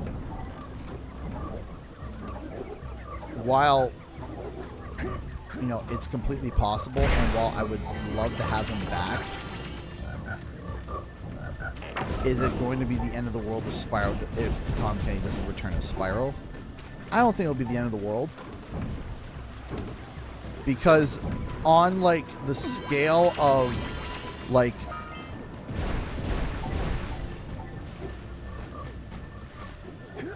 I don't think Spyro's voice is so iconic to the point where it would be like, oh, this is a travesty that we don't have Tom Kenny. It'd be like, I would really like to have Tom Kenny back, of course. I'm not sitting here saying oh, Tom Kenny sucks. I'm not saying that at all. But I'm also suggesting I don't think we also, it's not a ride or die situation. There's some characters where their voices are truly that iconic, where it's like, hey, you gotta have this character's voice back or else riots will happen, right? There are some characters that are like that. Like, could you imagine if they changed Master Chief's voice? That would be absolutely just awful.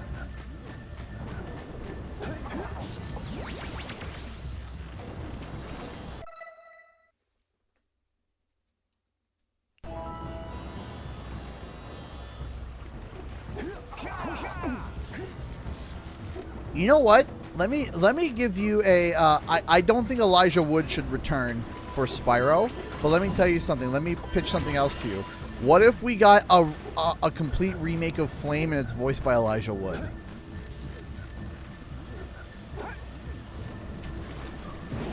Just a take-two on Flame, and it's voiced by Elijah Wood.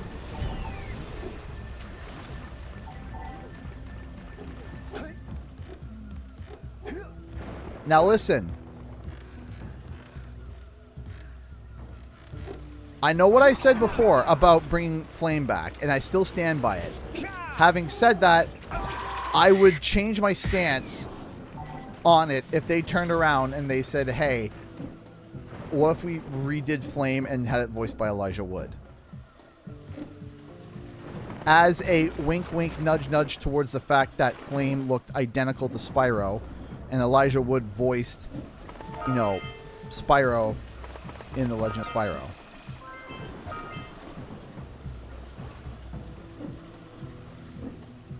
Or, and I still think this, I think that there should be a secret boss fight in Spyro, and it's Dark Spyro. It would be cool if that was voiced by Elijah Wood. That would be, I think that would be cool.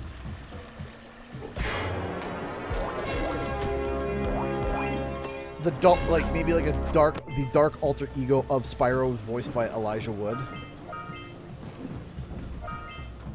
And it would be unsettling because Elijah Wood does have such like a soft-spoken voice. But imagine just like there are if you have someone with a soft-spoken voice be evil, it can sound sinister. It can sound like. Good work. Aren't you guys happy you saved our little flut friend? She may come in handy again sometime. Now go back to the trans pad and I'll bring her home. Where it's like, you know, like, I don't know. I think that would be, I think that could be a really interesting idea.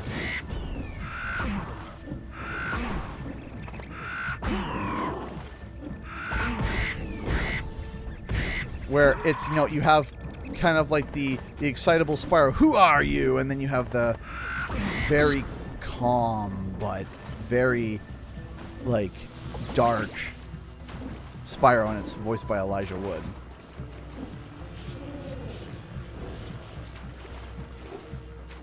I think that could be cool. I think that could be very cool. Also, too, Dark Spyro has shown up multiple times in like different forms in the past like couple of years. So I think it could be really interesting.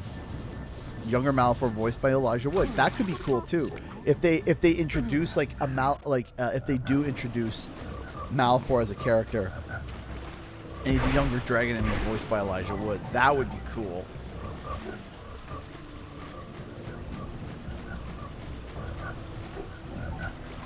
Bringing back Elijah Wood would be a really interesting idea, I think, in terms of for Spyro in some way.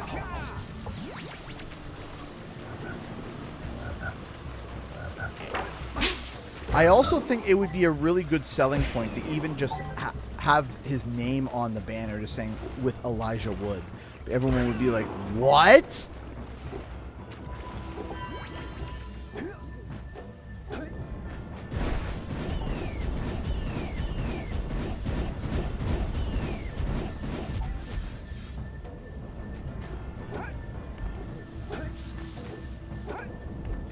You can add filters to Mark's voice, just not like 82 of them. because you can have your bass voice, right? Pitch it down maybe 1 octave, and then have like the dark echoey effect in the background, right? Where you can still hear his voice clearly, but there's this darkness also speaking at the same time. But they fried his voice so bad.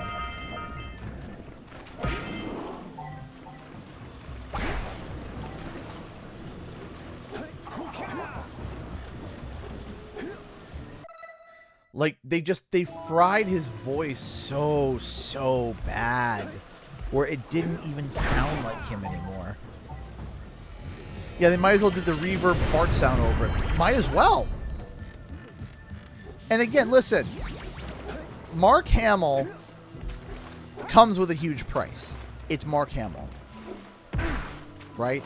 It's Mark Hamill. He comes with a price. And as he should, it's Mark Hamill. Just saying, hey, our game includes Mark Hamill on the title card is enough for people to turn around and say, hey, let's check this thing out, right?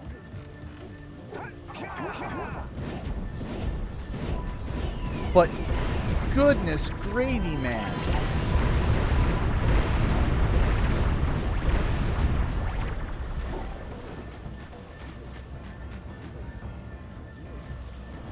Like, brother, that's rough.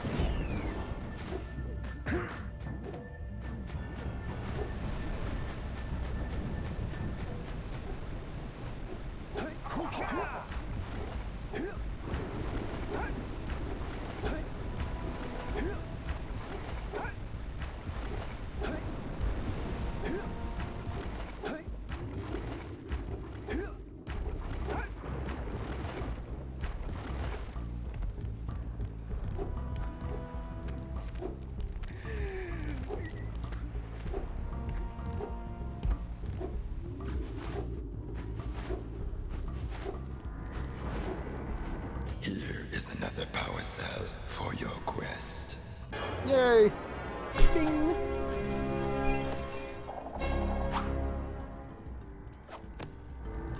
For your sacrifice, I offer you a power cell. What if Willie the Shatner, Captain Kirk voiced one of the elders of Spyro? I don't think he's going to be... I think William Shatner is not going to be voicing too many things anytime soon. I think he's kind of like at the retirement point of his life. I mean, it would be funny, but I don't know why.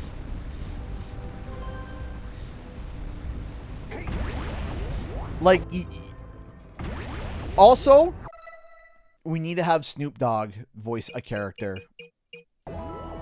Just one character. I don't know who.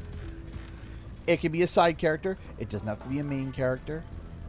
But I want Snoop Dogg to voice a character.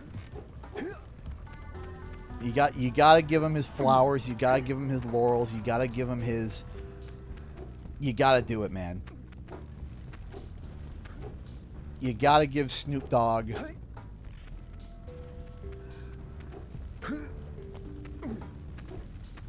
You got to have something in there for for Snoop Dogg to voice. Something subtle. Doesn't have to be much. Call planning. Huh. Hey guys, keep collecting power cells. They're the key to continuing our journey north. I think I have enough. Where do I need to go? Where's the zoomer? I need to find the zoomer. Yes. I need to find it.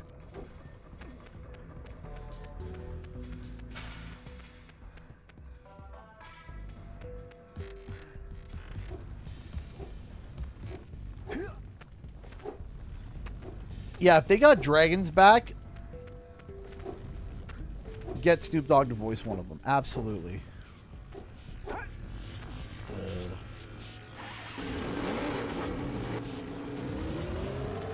This kind of looks like the way that I came.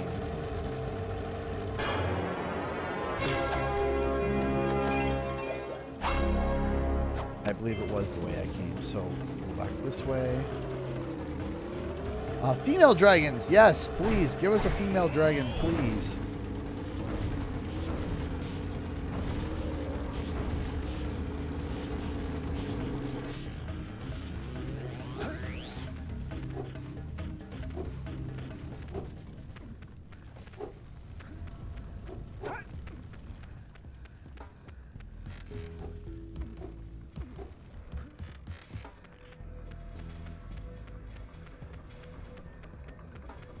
Also, you guys know that when the first female dragon is introduced in the trailer, there's going to be 8,000 pieces of fan art made of her in like 10 seconds.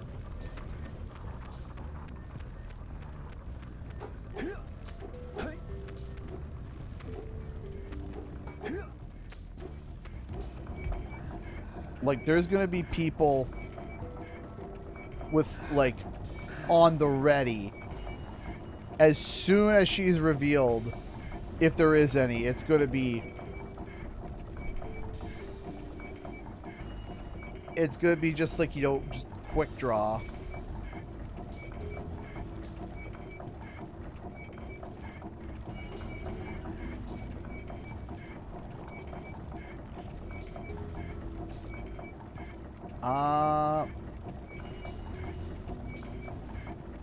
Well, of course there's going to be a game trailer. Of course there's going to be a game trailer. Every game gets a trailer. Why wouldn't there be?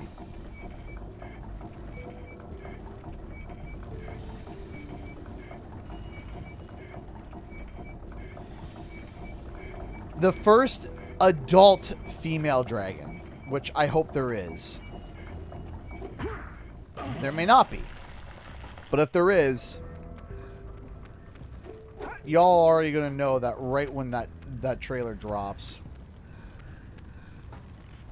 Oh, you could have, you know, a large amount of people. There's so many female dragons, so many actresses that could voice female dragons. There's so many. Okay, I'm feeling a little lost here.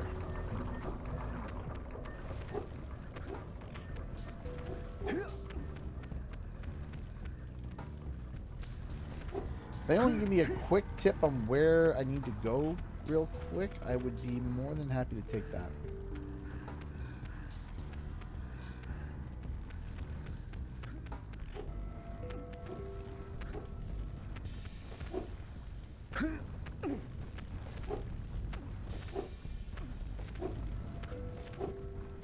Because I forget where I need to go from here, because I believe I have enough power cells, right?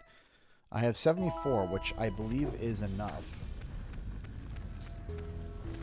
Yeah, because I want to at least get to the next section to prepare for the next stream, because we're going to be ending in 8 minutes. And then we're going to go to Q&R.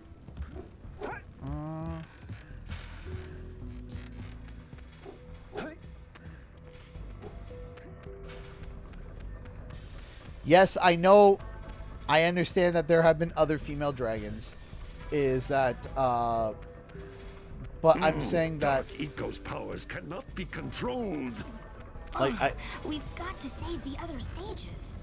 I understand that, but what I'm suggesting still is that if there is a female dragon that is revealed in the trailer,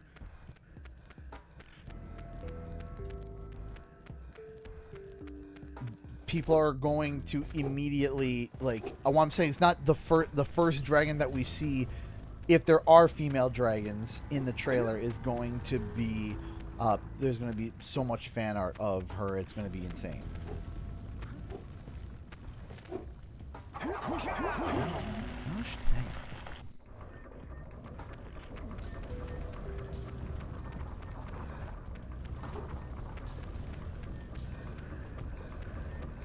Hold on, I am a little bit lost here. Hold on a second.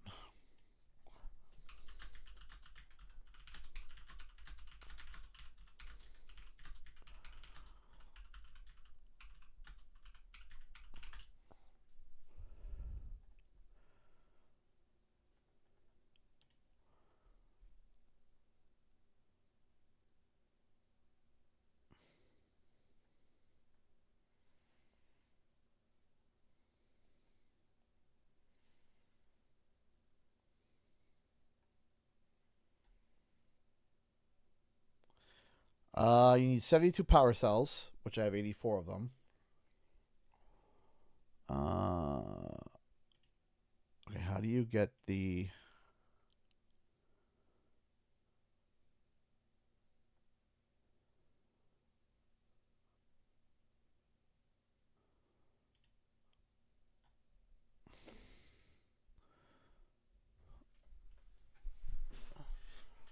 One second, there's...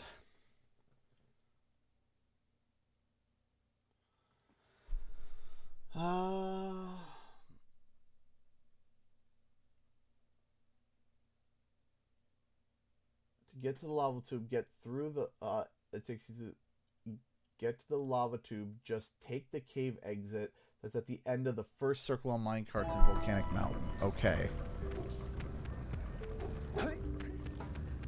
So we came from this way. At the end of the first minecart. Okay. Or wait.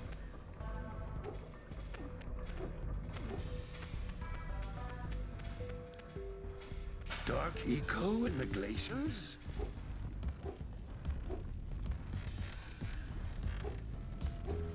Okay, what is technically the first? Would it be the one that you can get access to? Oh, okay, you know what? I'm just going to check the first and last one of over here.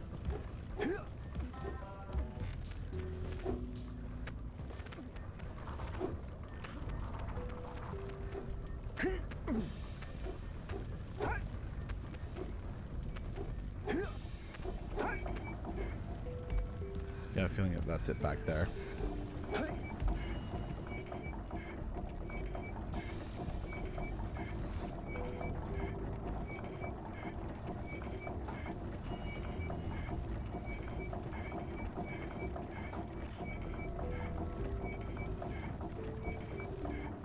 Beep, beep, boop.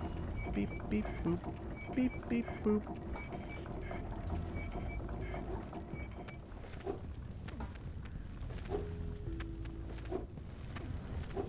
There she be. All right. With these additional power cells, I should be able to supply the heat shield with enough power to stand up to this lava. But the shield still has a limit. It will now withstand temperatures up to 800 degrees, but no more. So keep an eye on your gauge. I don't want to think about what those temperatures would do to your zoomer if the shield gives out. Yeah, the heat. What? The Zoomer? Hey, what about us? Don't you think we could look for a safer route to Gull Citadel? Look, I've released more cooling balloons into the tube, so you can use them to keep the temperature down. And don't forget to activate the teleport gate in the Yellow Sage's lab. We're counting on you. All right, let's do it. We won't be doing Jack and Daxter tomorrow. We'll be doing something else tomorrow. I don't know what, but something else. Instantly death. Instant death. My favorite kind of death. Instantaneous.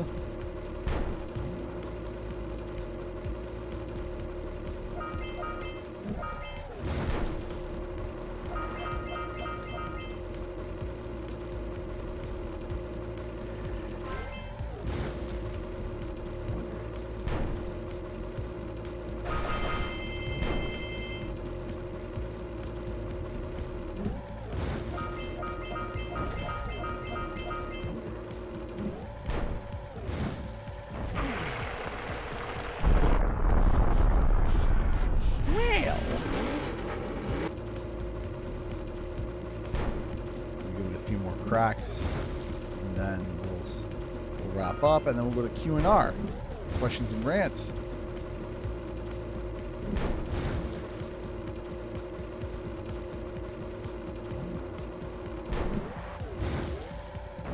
Come on.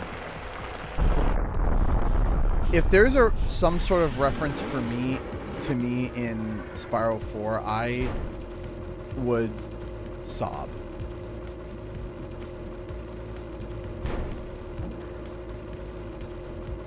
I would be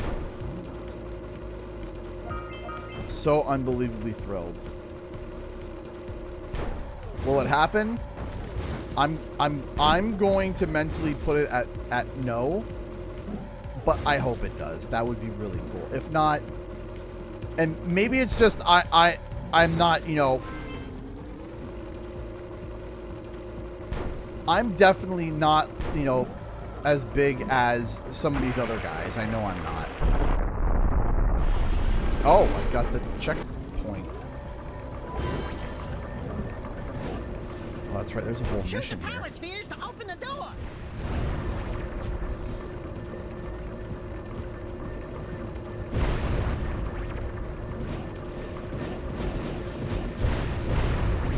The door's open. Let's get going.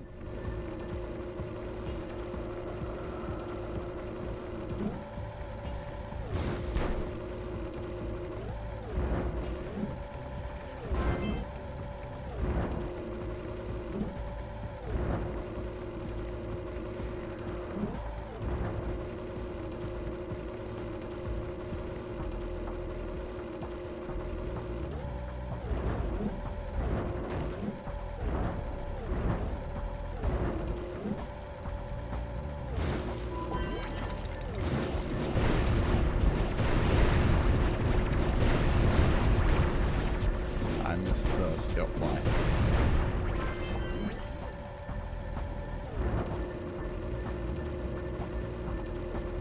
Don't perish.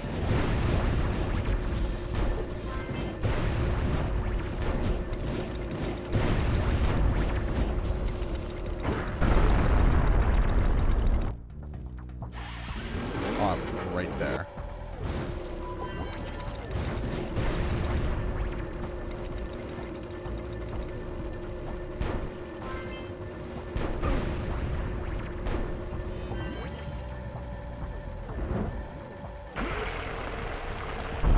I'm close to it. I know because I just got the 6th scout fly, so that means that we're close. Like we're kind of close to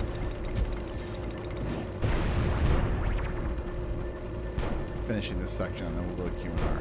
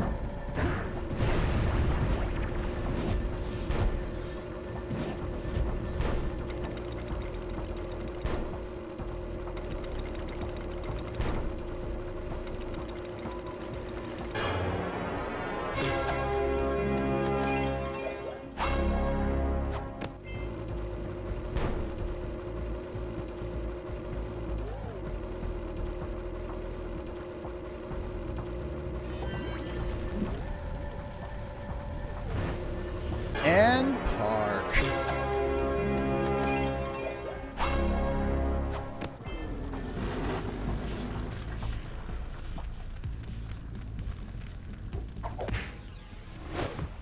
Hey! Where's old short, green, and wrinkly? This is terrible. Father is missing. I think Gall and Maya may have kidnapped him as well. Relax, sweetheart. I got everything under control. Oh, my neck. Under control? Lurker armies continue to grow across the land. The sages have been kidnapped. Gall and Maya have gathered enough eco to complete their terrible plan.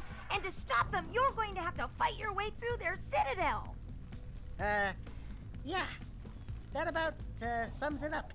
You've got to rescue my father before it's too late. And Jack, be careful. Yeah, we will be.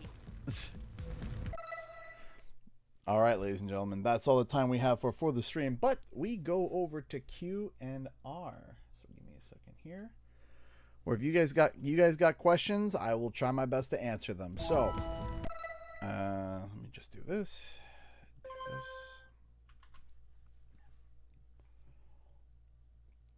So if you got any questions, please fire them away, and I will try my best to answer them. Just a few things here. I'm going to pull up real quick. Q&R time. That's right, Q&R time.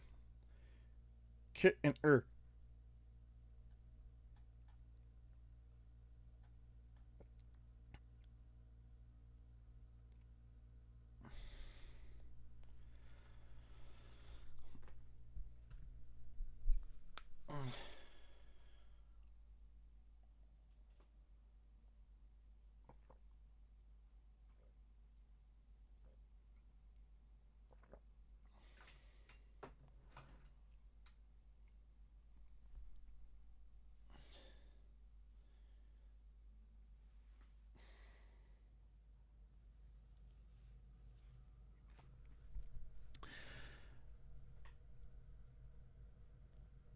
If you're trading any Pokemon cards in your collection, which ones would you trade, and which ones would you get in return?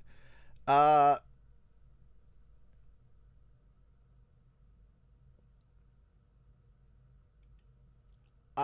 don't think I would. I don't think I would trade anything. I'm you know, to kind of have what I have, I'm kind of happy with. I can't, like I said, uh, I don't know where my collection is right now. It's all over the place. I would have to find it. I would have to find it.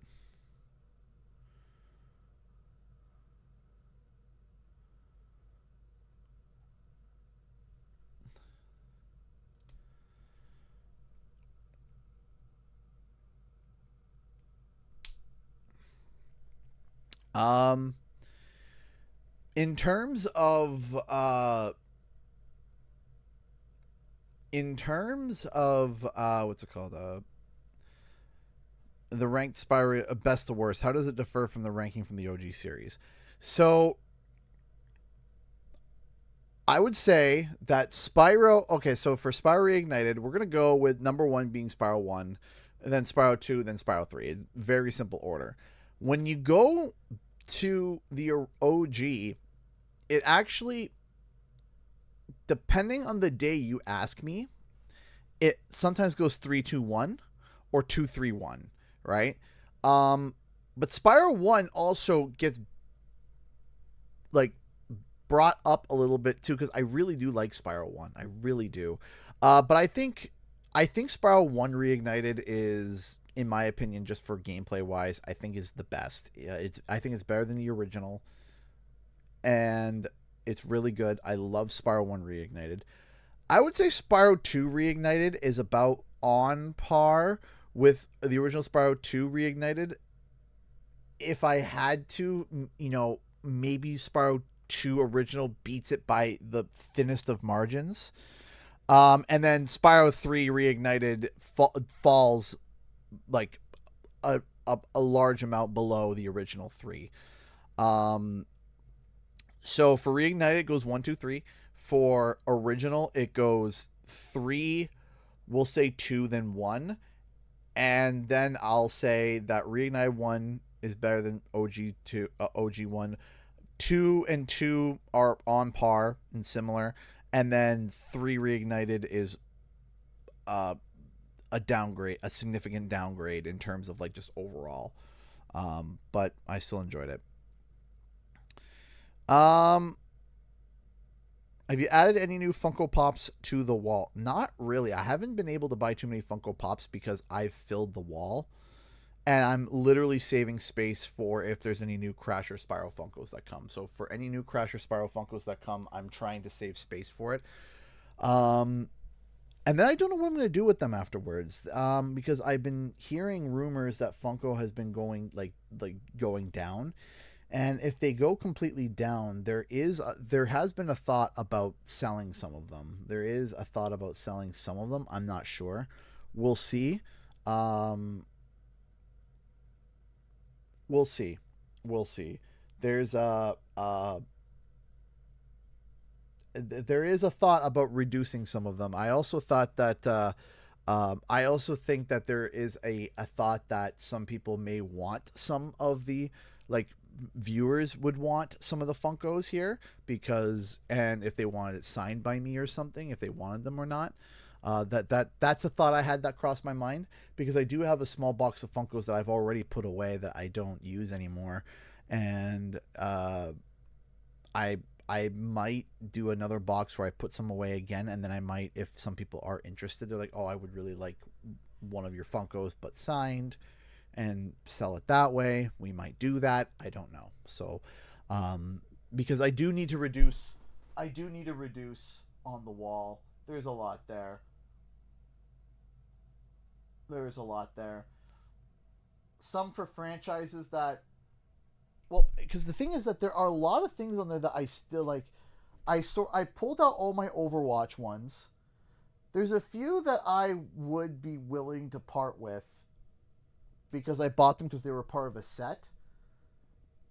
Like, yeah, there's more Overwatch ones there that I would probably sell. There's a few of them in there that I just don't really care for. Like, I have some things from Loki, don't like that I'm just about. I have some stuff from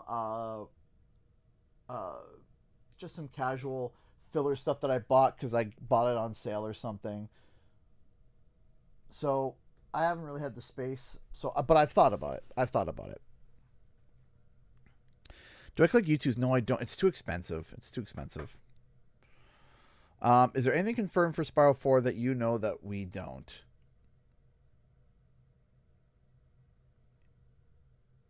Yes. And I'm just going to leave it at that. I'm leaving it at that. That's all I'm going to say. I'm just going to say yes. And leave it there. What's on the roster for tomorrow's stream, sir? I don't know. Not Jack and Daxter. I'm going to be doing something different. I'm going to be having... I got to figure out... I do got to figure out... I do got to figure out what we're doing. So we'll see.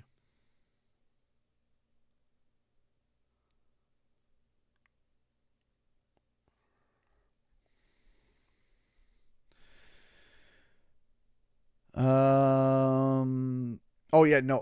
I'm not getting rid of my signed one, my Spyro one. No, all my Spyro ones are staying. What about returning villain as a red herring in Spyro 4? We and Spyro assume their main villain, but a new or returning villain is actually the main one. I wouldn't mind a red herring.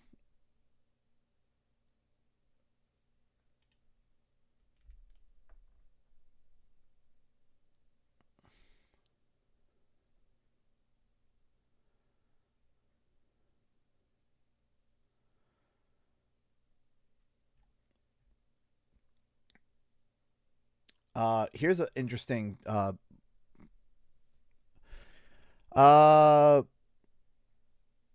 what's your predictions for tomorrow's Nintendo's investors call? They made more money. Just they made lots of money. Did Toys for Bob tell you anything about Spyro 4? Toys for Bob has not told me anything about Spyro 4. Let me repeat the answer to the statement. Toys for Bob has not told me anything about Spyro 4. Just to be clear. Thoughts about Jack 2, 3, and X. So I don't have enough of an opinion on X to comment. I prefer 3 over 2. I feel like a lot of people that yell at me about Jack 2 to say that it's so good, I think have some nostalgia glasses on there. I'm not the biggest fan of 2. I like 2. I like the concept of 2. I think 2 starts off really strong.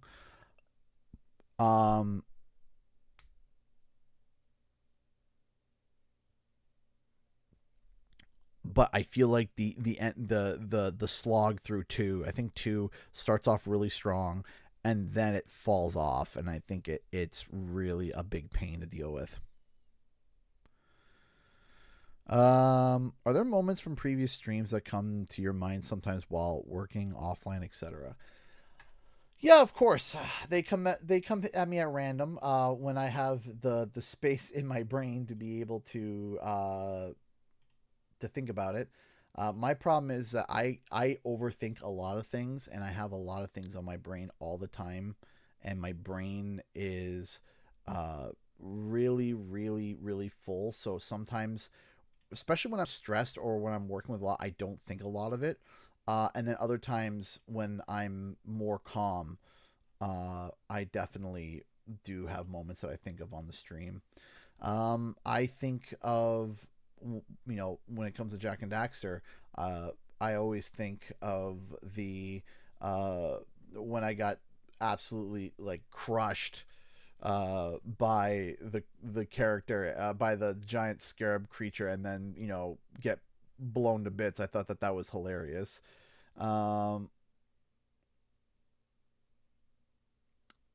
Yeah, there's definitely some things that come to mind.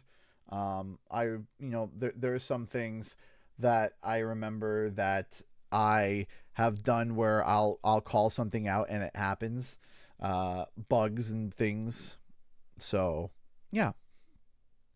I'm gonna. So I went 5 minutes over, so I'm gonna go another 5 minutes. I'm gonna finish with this because I think that this is kind of a discussion that's definitely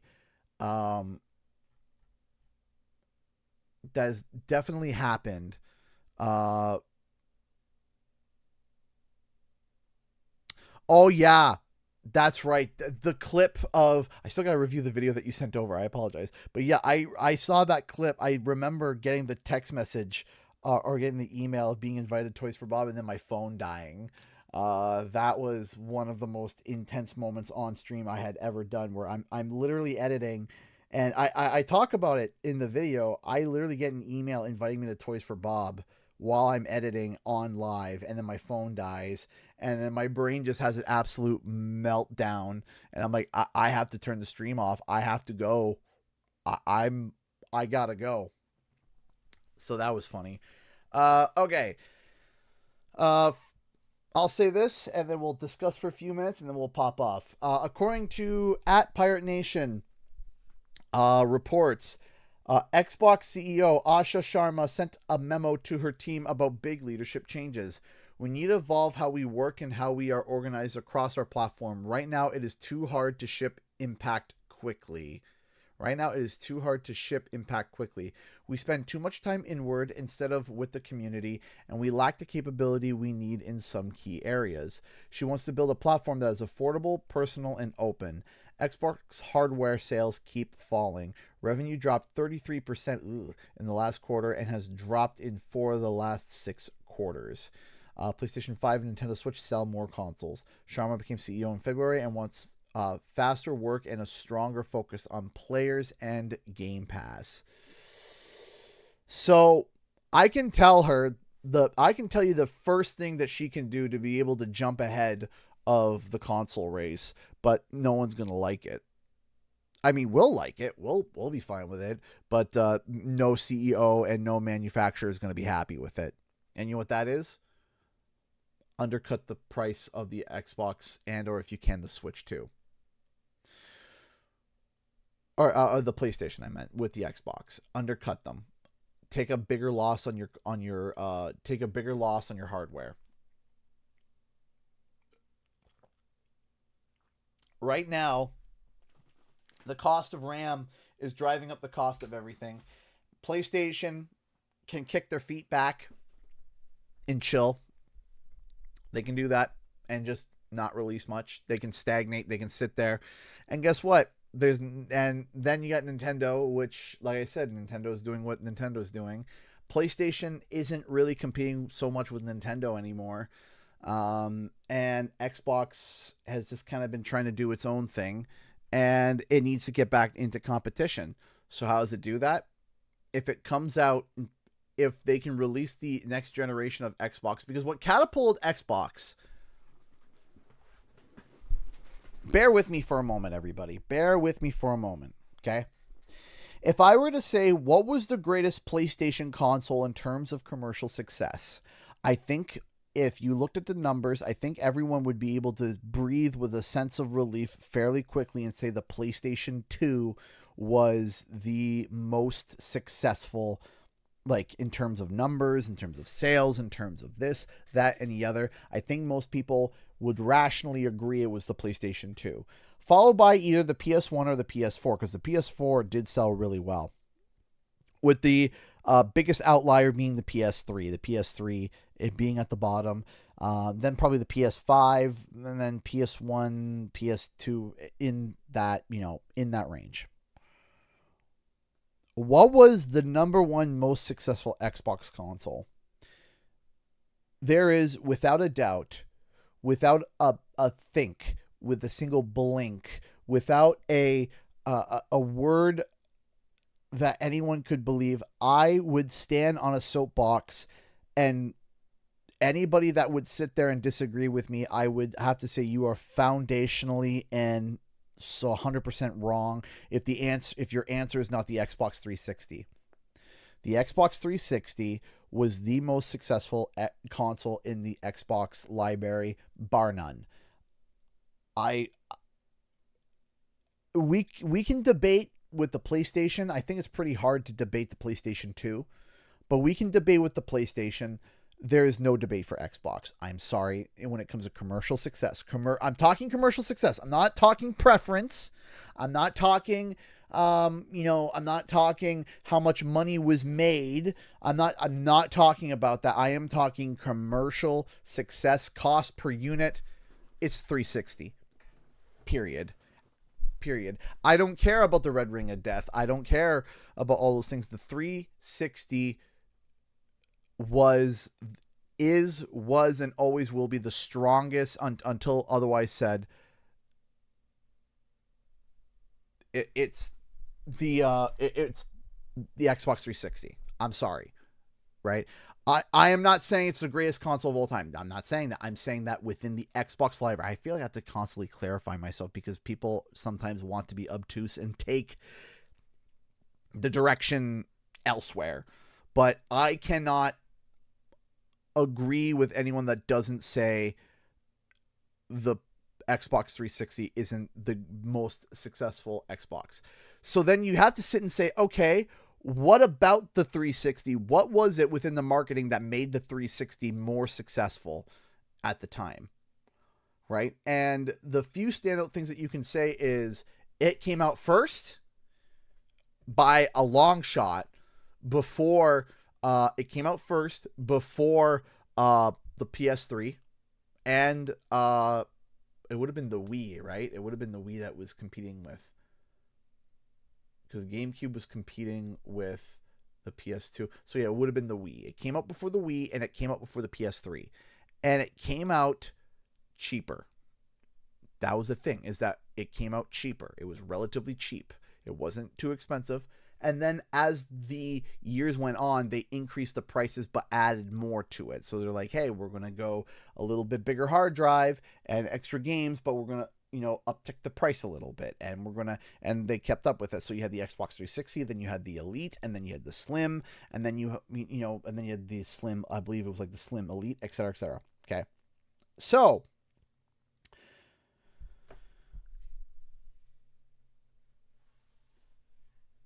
here is where Xbox can jump ahead. Microsoft is, if you sit back and look, Microsoft is as a whole, is a bigger entity than Sony, period. No ifs, ands, or buts. Microsoft is a blue chip company. If Microsoft were to go down tomorrow, the world would be in ruin. Okay? Microsoft is printing money. If you were to buy stock in Microsoft, you could pretty much say that you're safe with that stock. That it's not going away. It's a behemoth. Okay. Microsoft can afford to take a large loss on units and not lose the investors, belief. Okay. While PlayStation may be bigger than the Xbox division, Sony is not bigger than Microsoft. They're not. They're just not. Okay. Microsoft can step out and say, hey, PS6 is allegedly going to be $7.99. Okay. Allegedly, like, we'll say that. We'll say it's going to be $6.99. We're going to be $4.99. And that is going to shake things up because that's even comparable with the Switch. We're going to be $4.99.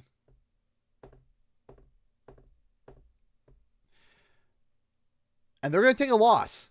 They're going to take a loss. And then they're going to say, with that, you buy a console, you're going to get access to a free year of Game Pass.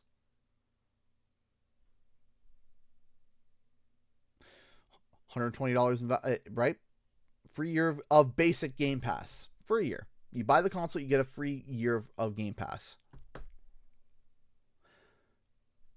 Maybe 6 months, but you get a free amount.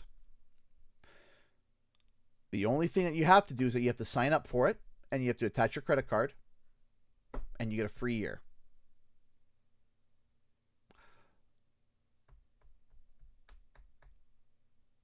You do that, you jump in front of Sony, because Sony's going to release the PS6 at $799. Look at the PS5 right now. What's the price of the PS5 right now?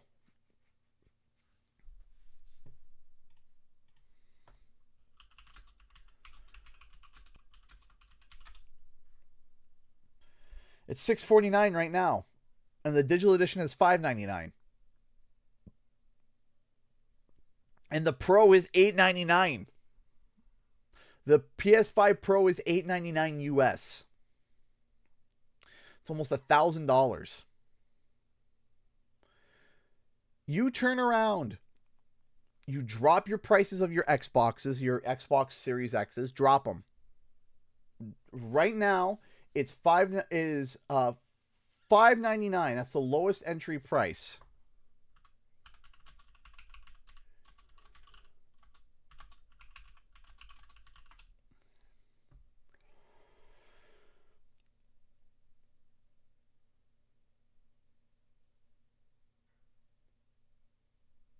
You don't release the because they have the Series X and the Series S. Don't do that. Don't do that. Don't do it. One version. One version. Do one.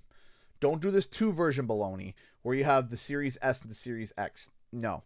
Don't do it. Don't do it. Don't do it.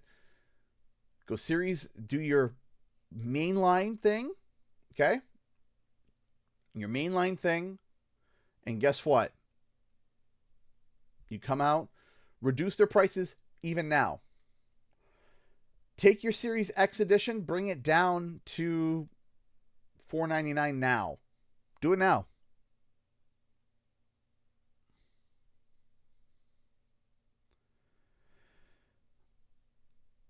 Undercut the competition. You have to. Start undercutting the competition to where people will be more likely to buy from Xbox now. Make it more affordable. Okay? Better names. Yes, better names. Because you got the Series X, you got the Series S, you got the Xbox One S, One X. No. No. No, no, no, no. Give it a significant name that will stand out in marketing wise. Just stop with the series, stop with the Xbox, give it a name. Give it a name that will stand out.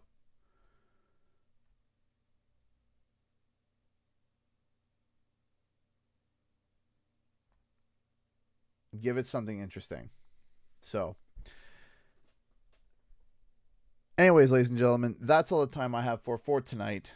Thank you all so much for watching. We'll be back tomorrow with another stream. I'm not sure what we'll be streaming, but I will let you know. As soon as I know, I will let you know. So, thank you so much for watching, and I'll see you guys in the next video and our live stream. Time for the countdown. 10, 9, 8, 7, 6, 5, 4, 3, 2, 1. Bye.